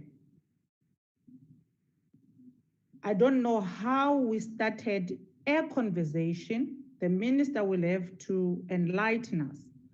How did a conversation about women issue start without being funded? And then there is an issue of 18 months for the costing. And for me, it's very problematic because it then says it's a by the way issue, it can wait. 18 months, it can wait, no problem. We are not in a rush. It's not important. I'm not so sure how did that come about. Can we be enlightened? How did we start this? Because I want to assume that when the department was tabling its annual plan, this was part of the key performance areas of the department. So if then there were a key performance area under the annual plan, and it had been assigned to either director or DGG, how did it not get funded so that it can be dealt with speedily, it can be implemented in order to curb this problem we are having of women, GBV, women being undermined and everything else. Then number three, you are talking to pillars. And in these pillars, you are not mentioning, there's no correlation between what is on the ground and what the women are facing, either economically, either emotionally, either physically, with the founding principle of the document. How is this not linked? One, let's take GBV. The GBV that attacks one member already outlined it very clear. It happens in homes. There's no correlation on how we're going to look into that and curb it. Two, the GBV is not curbed when we get to the police station. What is the process thereof that this document is proposing in order for the police to follow when a woman who's been raped, when a woman who's been beaten, when a child who's been ill-treated approaches the police station? What is the process that we seek to have? Concrete and cogent approach.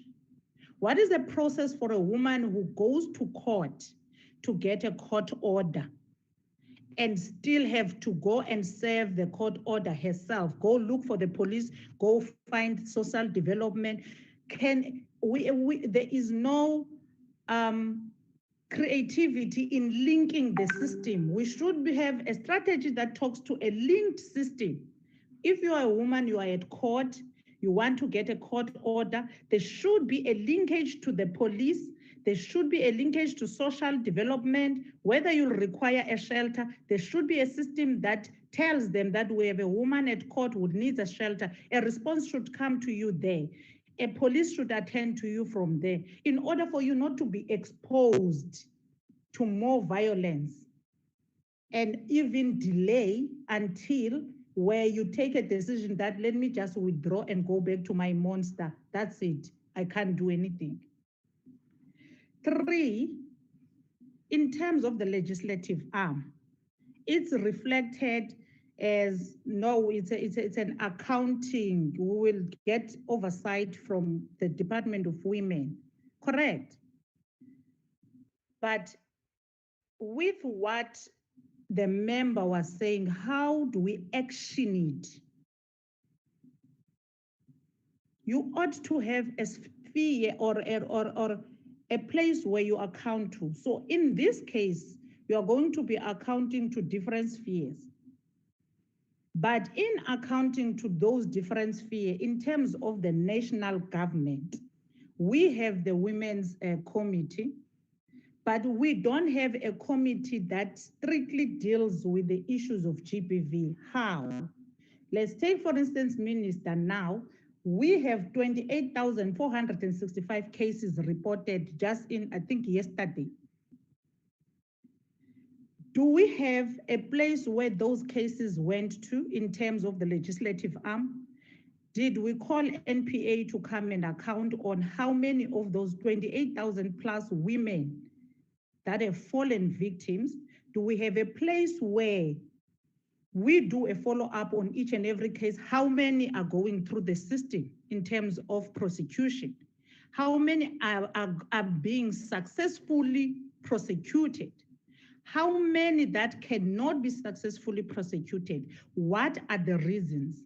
In fact, starting from the police, do we have a place where the police come and report this of gender-based violence if we are serious about it?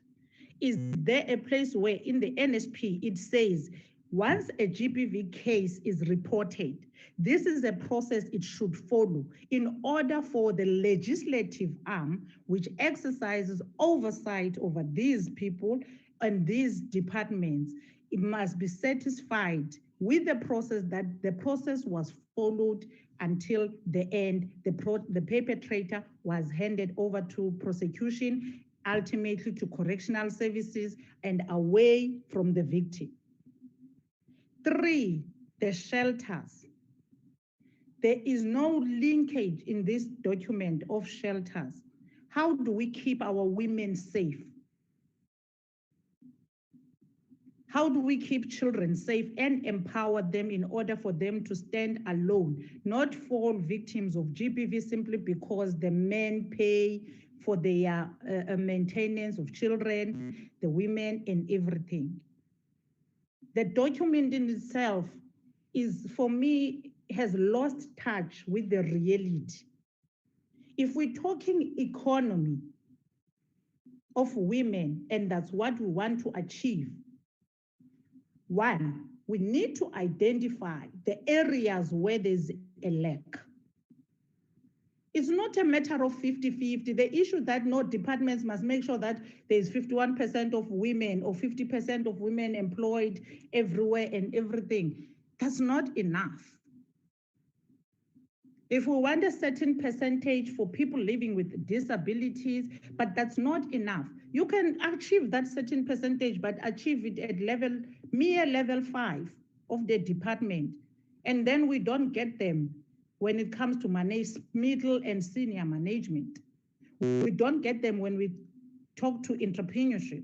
We don't get them when we talk to owning mines. We don't get them when we talk to owning banks.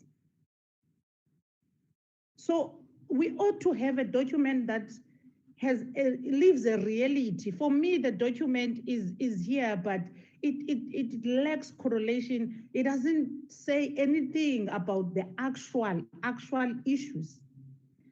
And then I want to check, Minister, what is your relationship with the gender desk of the president? Because right now we know the interim steering committee has a problem accounting to anyone. So this document and that committee, is it going to coexist? So what is that gender desk of the president going to do and take out and when it implements this document? And where is it accounting to?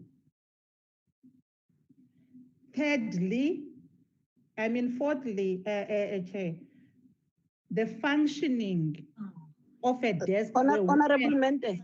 The last yes, one. Can we mind that because we're still going to have plenary in the afternoon, please. All right, okay, Chair. Just the last one, Chair.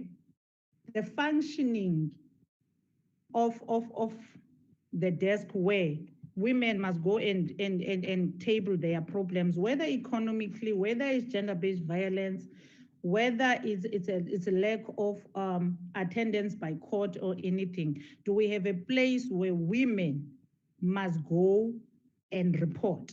You mentioned something about a minister must be able to have a desktop which indicates to her that there is a hotspot here, there's a hotspot there, there's something happening. But how is that hotspot going to be coordinated? Are we talking to a one point where women will phone in and say, I'm being discriminated at work because I'm a woman. I applied for the same position, but then I didn't get it. Thank you. Who is that now?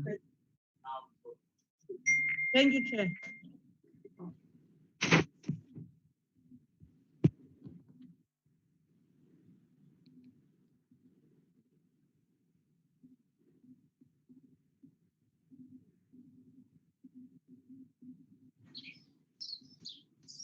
Chairperson.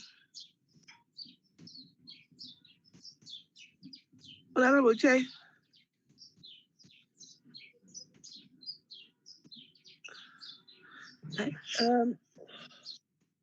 Honorable Chair.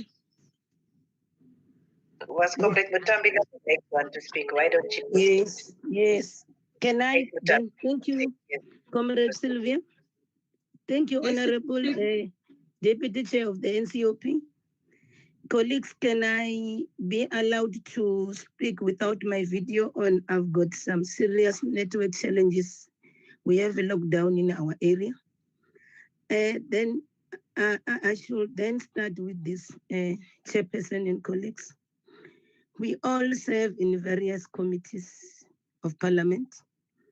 What is happening in this caucus, I think we need to condemn it at all costs because there are some of the colleagues that just come here to add on the quorum and start doing other things, disrupting this meeting. It can't be that time and again the chairperson will spend 2 hours calling some of us to order for disrupting the meeting. So that discipline, because it's when we don't take this caucus very serious. Yet we are women public representatives And then we don't do these things what we are doing when we are in other committees of parliament. And then it disrupts because it's everybody's concern that you can't even concentrate. And then is it all about that we don't take these matters that affect our women seriously? I want to echo the sentiments of the other speakers that have spoken before me. And then also we understand most of these matters, some of them are being attended to in this committee, the portfolio committee that is then allocated this responsibility to do oversight over the department. Maybe let me start by welcoming the comments by the minister and the two presentations done by the DG and the other one by Sister S. But then my issue where I stand from, like others colleagues have raised to say, 18 months post the declaration of the prevention of the presidential summit against gender-based violence and femicide, I should then commend the department and you, Minister, in particular, to say out of those resolutions, I think there were 17 to be precise. The NSP was one of the resolution that we need to develop a national strategic plan on gender-based violence and femicide within the next 6 months, and definitely that time period elapsed. That's why we are now considering it some 18 months later. But that called for the NSP to be resourced, implemented and monitored and evaluated on a regular basis.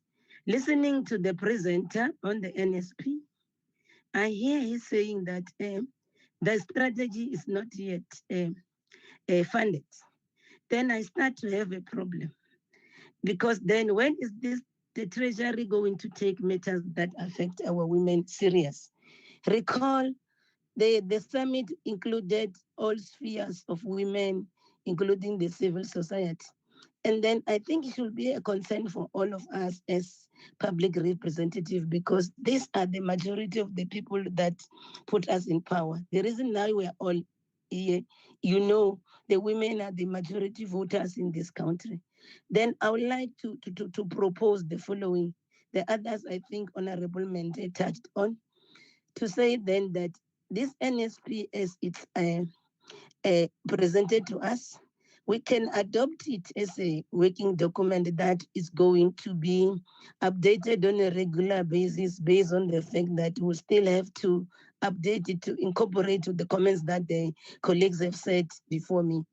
But in that document, I think as the concerns were raised, I was listening. We need to then look at this issue of the Tutusela care centers, the sexual offences court, and shelters that respond to the needs of these women. And when doing so, we need to also look at these other women that are living with disability and the other ones that form part of the LGBTQIA+. Then what ones want to say is that out of this, because we are also attending committee meetings, we are sitting in various committees, can we make it our business as women MPs that the departments we do oversight on then must come and report to us, because part of the resolution of the summit was that there must be an interim structure that must be set. And then also government has to develop a multidisciplinary task team. Those departments that are seeking there, if then ourselves in the various committees that we sit in, we cause to start to tell this department to come and account to us on how far are they also contributing towards the implementation of the NSP. I think this will assist us a great deal. I've got also have a difficulty when I hear the presenter saying we don't have a definition of what is gender violence, and then we're dealing with the NSP. I should think out of research and everything, I think that can be done quickly so that we and also remember the summit also called us to revisit and fast track all outstanding laws and bills that relate to GBF and femicide. including the decriminalization of sex work. I think out of that, if indeed, then the question that comes is the department identified all those outstanding laws and bills so that we start a process to make sure that out of those bills, I think then we'll find a proper definition of gender-based violence, because in fact, that's what the laws are meant to also address the issues.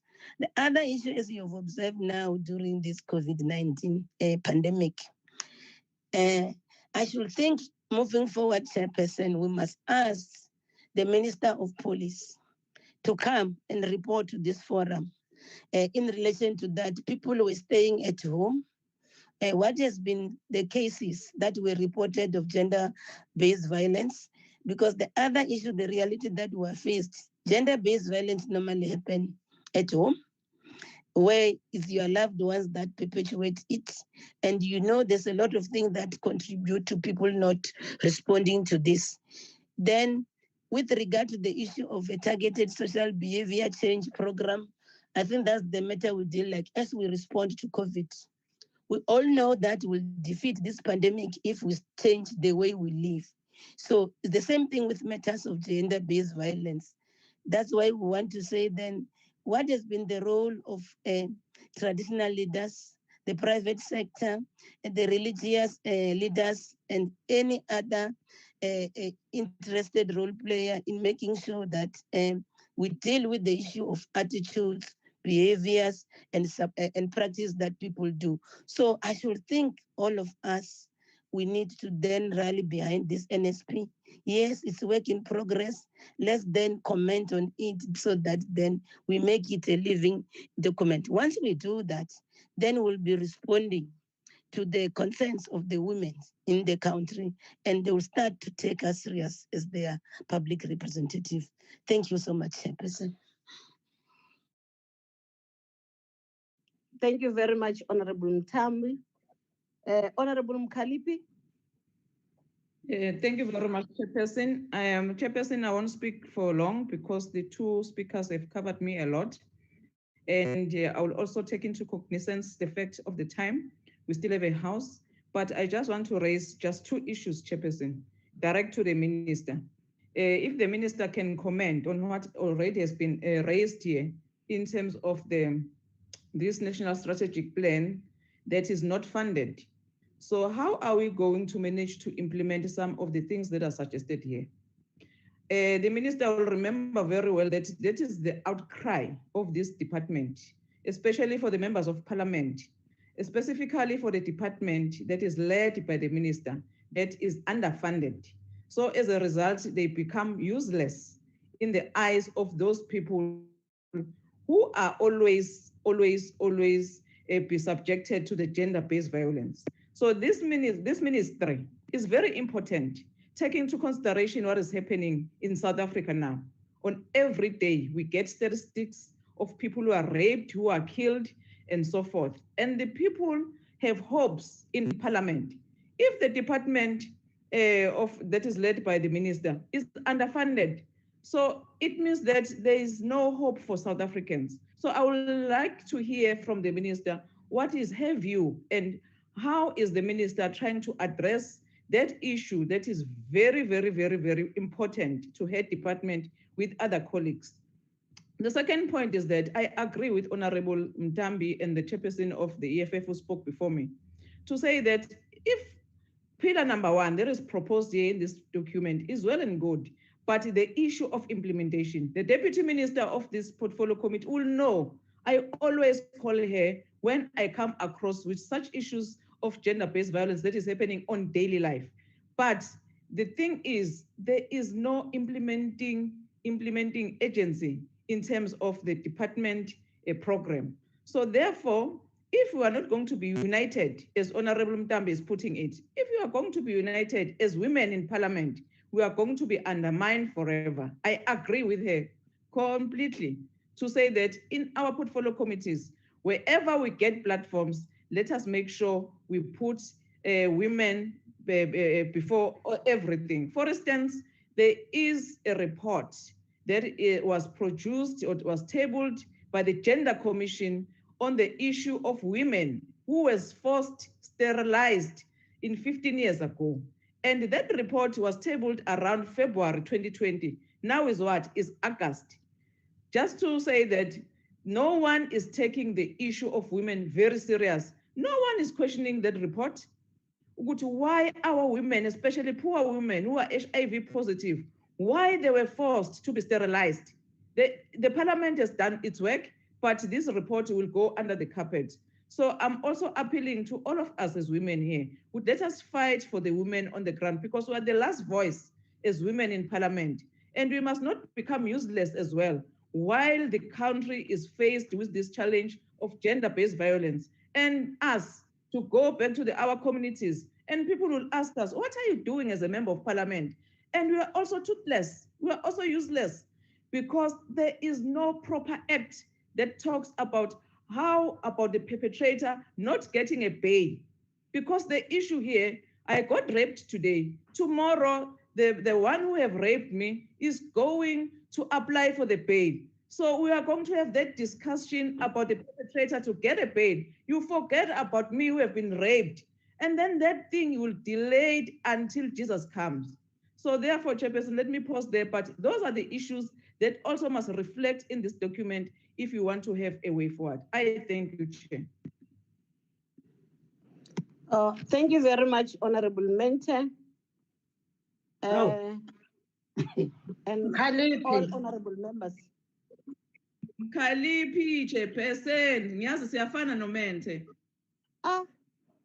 I'm sorry. Honorable Mkhalipi, thank you very much. Thank you. Before the department can respond to all the questions, Honorable Chavalala also wanted to submit something to say we need to prioritize GBV centers, meaning that when the department responds, should also respond into that one. Thank you very much. We're having 8 speakers. Minister and your department, please respond to the questions. Thank you.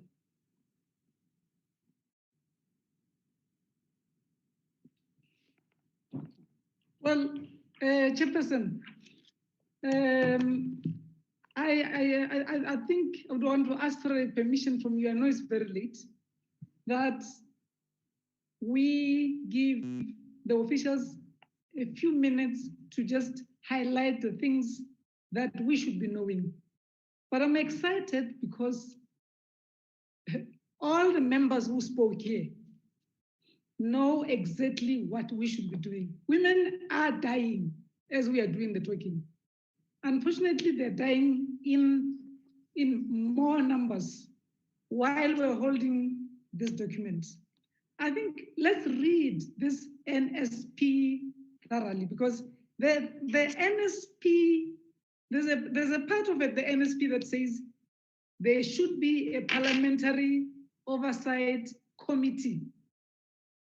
But what I am fearing is, I really plead with you, Chair, that this committee does take place, because the president has given us a permission or a go-ahead that every department must be showing how it responds practically to the issues that you are raising.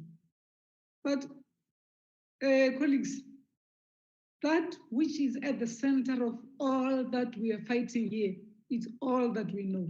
It's called patriarchy, misogyny, and masculinity.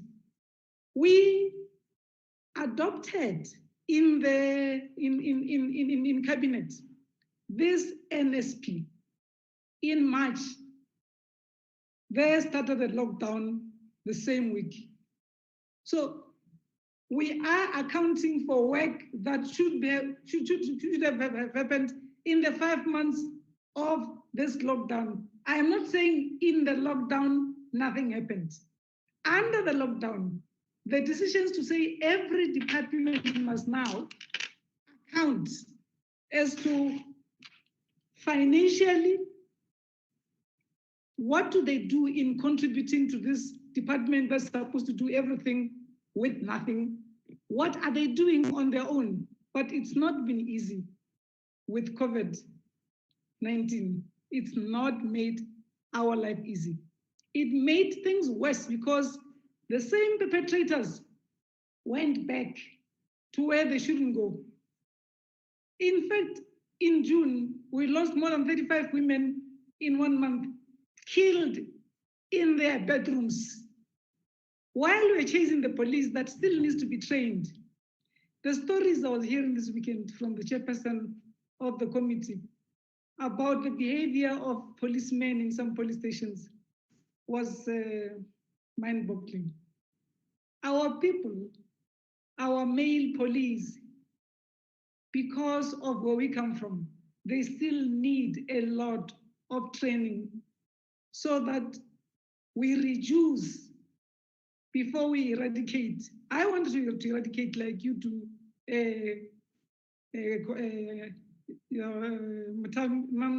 Comrade Mtam and all those who spoke. Comrade Mkalipi. We need to eradicate, but before we do that, we need to, as we eradicate, we need to find a way to reduce, train our police. NPA must chase corrupt people, but must also be chasing and making sure that there are special courts, as you said, that takes care of the needs of women. If there's a need to call a moral regeneration again in this country, let it be. But let's go back to the document that has been presented here. Mente, Honorable Mente, you were saying, I heard you mentioning things that mixed Arab, the emergency responses that President came up with before the adoption of the NSP. So when the NSP and the NSP entered, we had to close the Arab because we couldn't do both. Otherwise, we couldn't see progress. But nevertheless, there needs to be progress in making sure that out of those 6 departments that I referred to earlier, who form part of the IMC, and the fact that the civil society organizations say they still need more time, that we are not waiting. There are many volunteers who come, you can come tomorrow if you like, who work with us under the different pillars. So just to make sure that we are not waiting for Lamola, for example. We have 3 bills. I wish you could fast track those bills, which would make our laws bite even further in favor of women. You mentioned something about cancer and women. I'm sorry, cancer and GBVF. It is about, again, masculinity and patriarchy. That when women suffer cancer, doctors push them to remove their breasts. So if you don't have a breast, you're no longer the woman that was yesterday. So the husband can start behaving differently. That's what the Deputy Minister of Social Development was referring to. When I was once an ambassador, I know that there are things called shelters and Tutuzela centers. The shelters, you should also have shelters that are unknown to the would-be perpetrators. The safe houses we do not have in South Africa. So these are the things that we still have to do. Remember that these men were treating these women or us before COVID-19. When the lid is opened, it's gonna be scary. It's gonna be more painful because we do not have, talking about mental health, we actually do not have enough psychologists also. to just help our women. But also somebody was asking, why do you need shelters for women when you can open, sideways the prison centers and make the perpetrators go there? It is women who must travel and children and run around the country, whilst the perpetrator occupies that which I worked for the rest of my life. So I think this has been very useful, but it's important that officials also answer specific questions. On outstanding laws, I say there are 3 that I know that are under review, that are in your hands, that are supposed to be debated, that were initiated since we came back when we realized COVID was going nowhere. We do a bit of work with the Dlamini Zuma and then go back and do some work on real IMC on what do we do with these outstanding laws. Whilst all department, all now, including the one which is painless, has an opportunity to rework our APPs. And so therefore, all prioritize gender-based violence and femicide. But COVID-19 has not made life easy. It has made things worse, just to warn you. But I think from Department of Health, we should already be asking for more social workers and psychologists to help us deal with the challenges that are going to come with this. I think this document, Chair, of the NSP needs to be reread and maybe translated.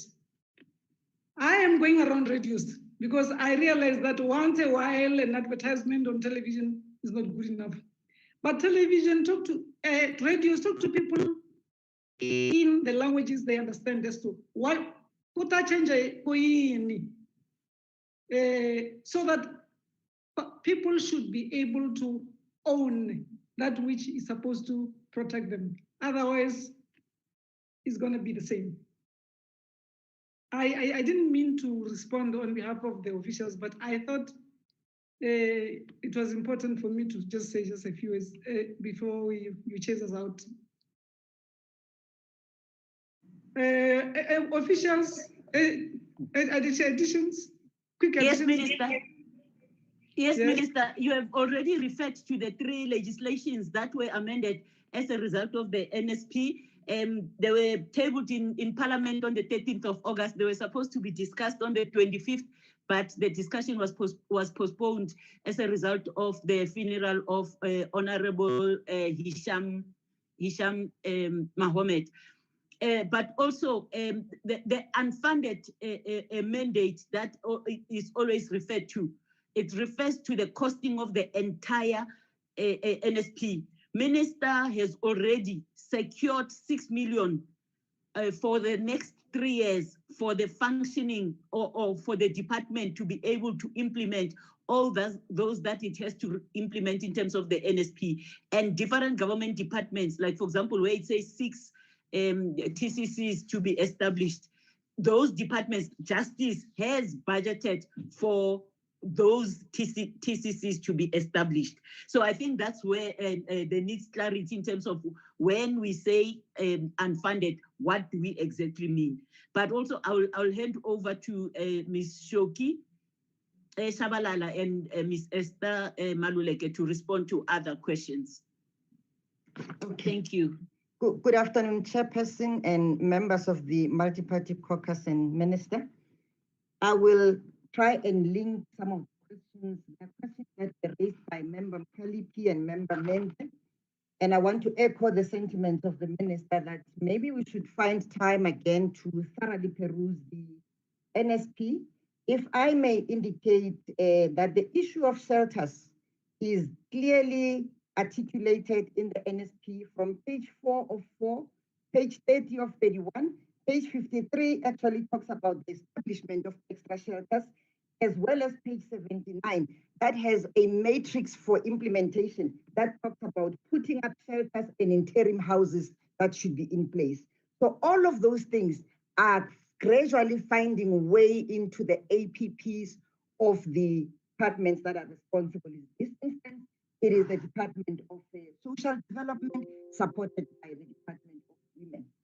As well as the issue that was raised by Member Mkhali, that why do we have an NSP that is not costed or was never costed even before? It was not possible to have an NSP to be costed until it was concluded, agreed upon, and endorsed. You then take that strategy, you cost it. But as an interim measure, we then said we cannot sit, fold our arms, and wait until the costing is concluded. We engaged departments to request them that they reprioritize within their existing baselines, as we were all reprioritizing now because of the COVID-19. We also urged them to say, align your annual performance plans and your 5-year plans, because you still have time, to the National Strategic Plan. We have developed an M&E plan, one that seeks to assist them to engage and accept targets that are feasible, implementable, that are smart, that they themselves will be able to resource. Of the 50% that have already responded are those that we have managed to take them through the helping process. We've agreed that we will reach out individually to those departments that are still struggling to provide that helping hand so that we walk this path with them. Another issue that was raised quickly related to police stations, that there's no correlation, even with the document. If you look at everything else that has been mentioned, and I would like to make a practical example. The minister, the former Minister of Police, launched what we call a ministerial 6-point plan on GBV. It is there, it illustrates clearly what needs to happen when you deal with a victim of crime, from the rights, the victim's rights, to what the police are expected to do. Kindly access the document so that we are all on the same page around what is happening in police stations, including the Victims Charter, including the provision of victim support services through the victim empowerment rooms that are attached to the police stations. There's also another issue that said, how did we do the consultations? The consultations were not done during this period of COVID. Fortunately, we still had an opportunity to reach out to the respective provinces. We've been to all the 9 provinces. We spread our wings in partnership with civil society. We invited all sectors, from women with disabilities to older women. We listened to them, we factored their issues. So we did our level best, and those that could not be part of the one-on-one engagements had to access online processes where they made input via online, or where they would download the information. The very civil society organizations would reach out to their constituencies, get input, and send the inputs to the department. The good thing about the document, members, is that it's a document that is co-owned by government and civil society, co-crafted by both. And if we get it right, it is joy for all of us. If we don't get it right, we all take collective responsibility. We all go back to the drawing board. We look at what is it that needs to happen. Mama Winnie, you raised a question around the sex workers. Usis Esther will respond to that one. But how do we make sure that departments have integrated? I've responded to that part as well. The costing, I can reassure members, is currently underway. We will even seek to get additional capacity from National Treasury to conclude the process speedily. But we did not leave a vacuum. We are continuously allowing for an ongoing reprioritization so that this process is closing the gap the way we should. I think I've tried to respond to most of the issues. I will check if there's anything else that I'm leaving.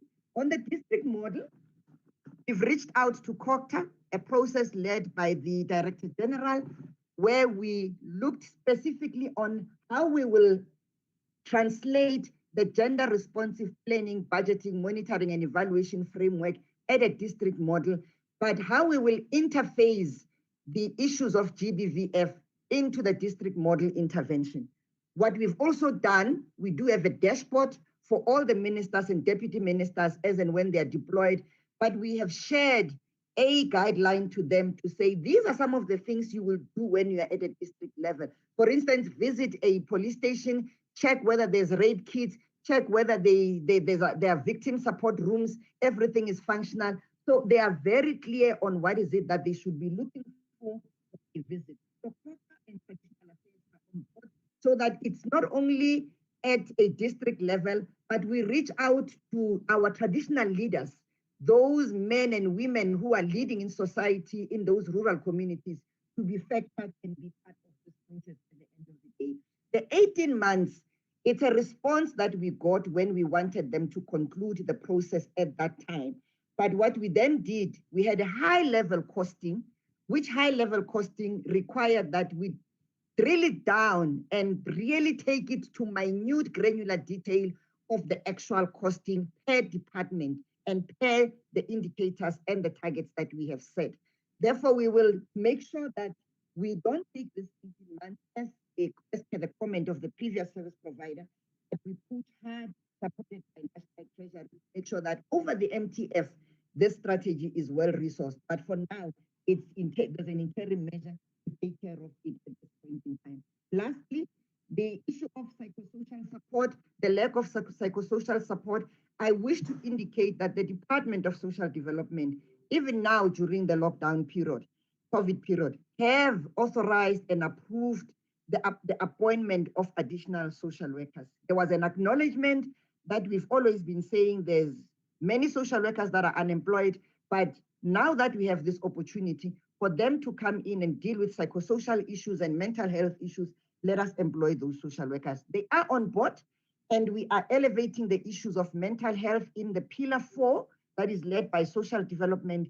During this month, we worked very closely with CSVR, the Center for the Study of Violence and Reconciliation, where we elevated the impact of mental health on women and on COVID, the dual pandemic, and where women should go when they need to access the services and how they should access the services.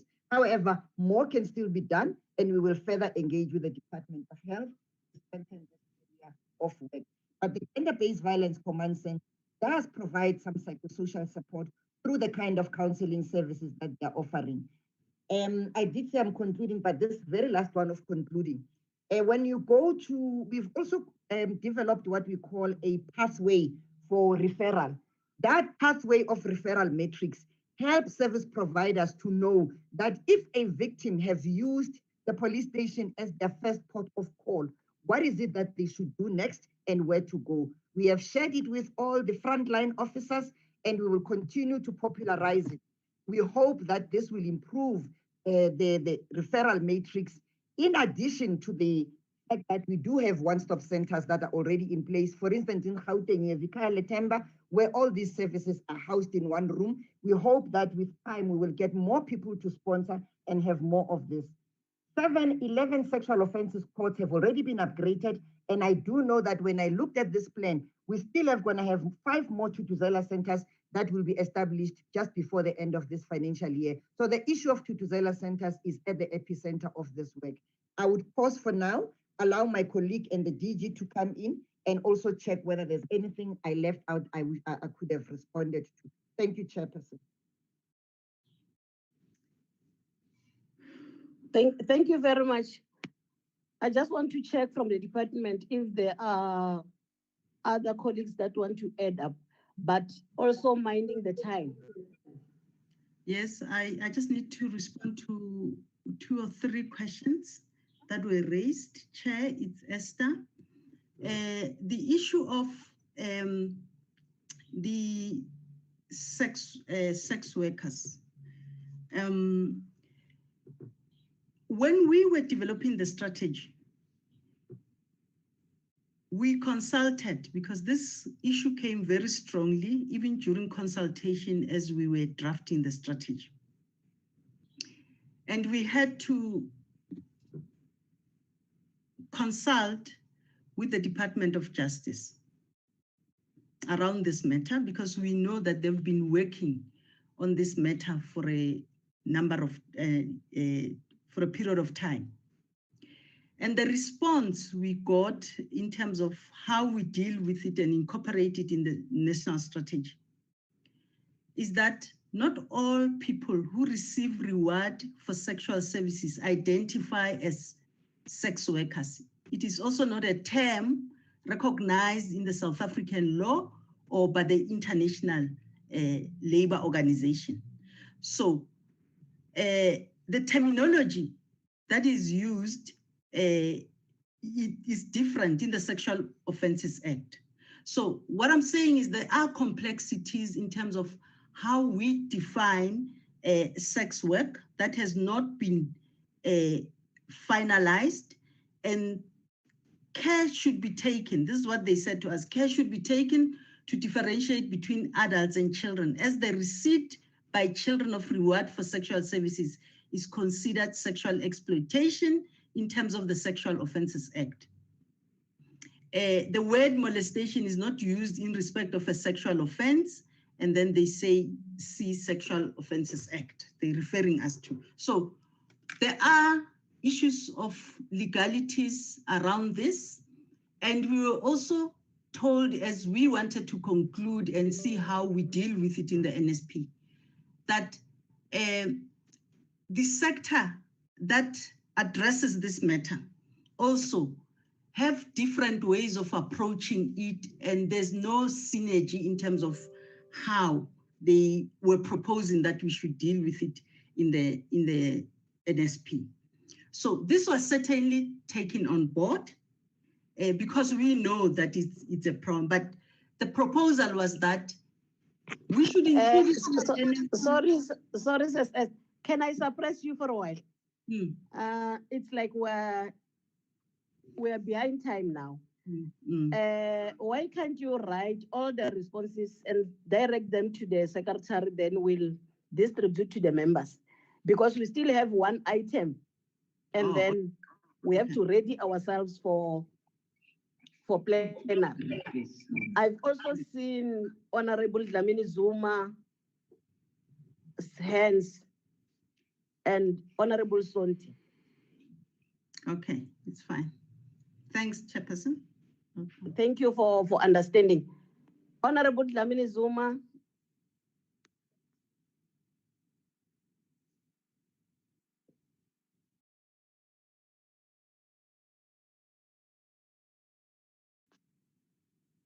Honorable Sonti, are you there? Yes, Chairperson, I'm here. Please be short. Oh, thank you very much. Molo, Mamu Bilankul. Molo, ma'am. Yes. Andizothetha kakhulu nendizothetha nje kancane, and then I will go straight to Minister about this GBV. Singomama sikhulumile, kudala sikhuluma, siyakhala sisakhala, akukho nto eqhubekayo eluncedo ne. So into mna endiphezu kwayo yokokubana no, this is enough. The guillotine now must come to those perpetrators who kill our children, who kills our mothers, who kills, we are sick and tired because akukho nto encedakalayo. Every day sivuka sikhala silila labantwana bethu ababulawayo babulawa zisigilamkhuba ezithi ziye ejele zibuye kusasa ziphinde futhi zenze the same thing zikhontiwe zibheke phambili. The guillotine must come back only. Thank you very much. Thank you, Honorable Sonti. Honorable Dlamini Zuma, are you there?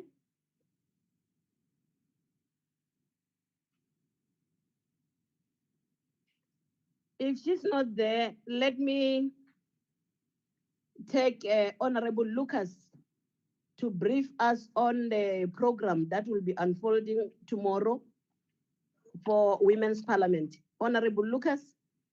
Thank you, Chairperson. I am very much honored to be able to just quickly present feedback on the decision that we have taken the last time, that we must present the ideas and allow the Secretary and the Chairperson's office to discuss it and bring back a plan or a program for the Women's Parliament. Since we are responsible for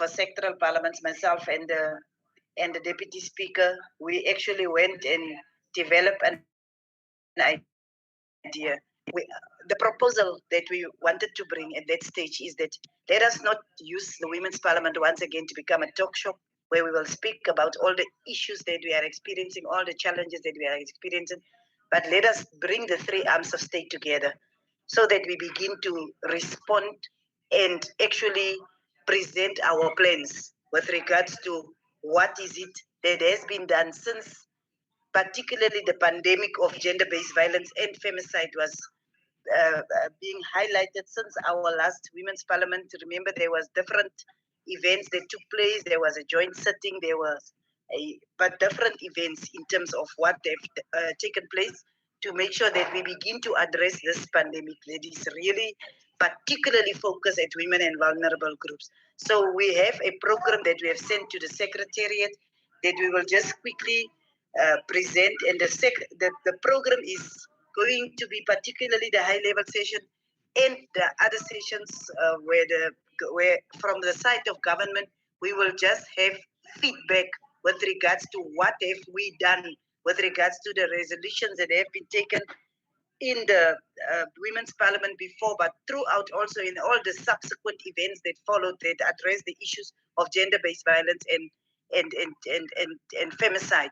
So the program is right in front of us. We will have the opening remarks. Why we are taking the opening remarks, just to actually also give a little bit of a feedback as to what transpired after the fifth Parliament, Women's Parliament, they've taken place. And after that, we will be having a pre-recorded message from our president.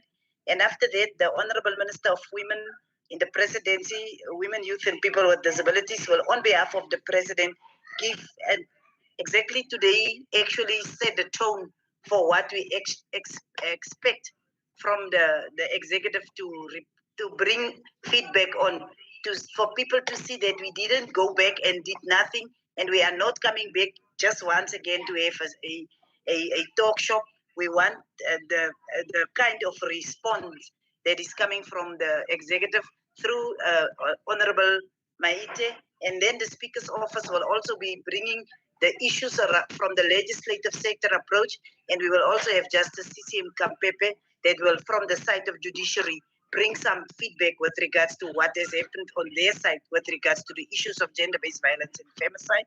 And then we will have the provincial premiers as well as SALGA that will be giving us some responses as to what are they planning, what is happening, how are they addressing the issues within the provinces. Civil society will also have a bite, and we will also have the parties. I just want to upfront say to parties, please indicate, because the parties that you see in the program is the ones that indicate that they will be there. We will address the issue of time for each and every party. Chief Whip said there are 14 parties. Not all of them are going to speak. That's what they indicated. But please, can the parties indicate to our Secretariat of the Multi-Party Women's Caucus, as well as the Deputy Chairperson's office and the Deputy Speaker's office, whether they will be sending representatives, because this is the final program, but we will accommodate the parties. Honorable Chairperson, I think the program is very clear. We will be having 64 people that will be allowed in the session inside Parliament. That is a hybrid session because of the fact that we are celebrating 64 years of the Women's March. And then also the majority of people will be virtually log onto the platform, but we wish the women all the best for the Women's Parliament, and I want people to see that Women's Parliament is not an event. It is a project, it is a program that will be ongoing, and we will be focusing on the issues that is important for our women. Chairperson, thank you very much. Thank you very much, Honorable Lucas, for briefing us about tomorrow's program. And thank you very much to the department and the minister for your presentation on all the answers that you gave to the honorable members. I also like to thank honorable members for your participation and contribution to this meeting. Hoping that whatever we're planning here as women, it will take us forward. And we can only achieve whatever we want if we are united and understand that this is not a political thing, but it needs commitment of each of us. Thank you very much, honorable members. If there is nothing that maybe honorable members feel they need to raise for now, then our meeting will adjourn. Thank you, Chairperson. Long live the chair.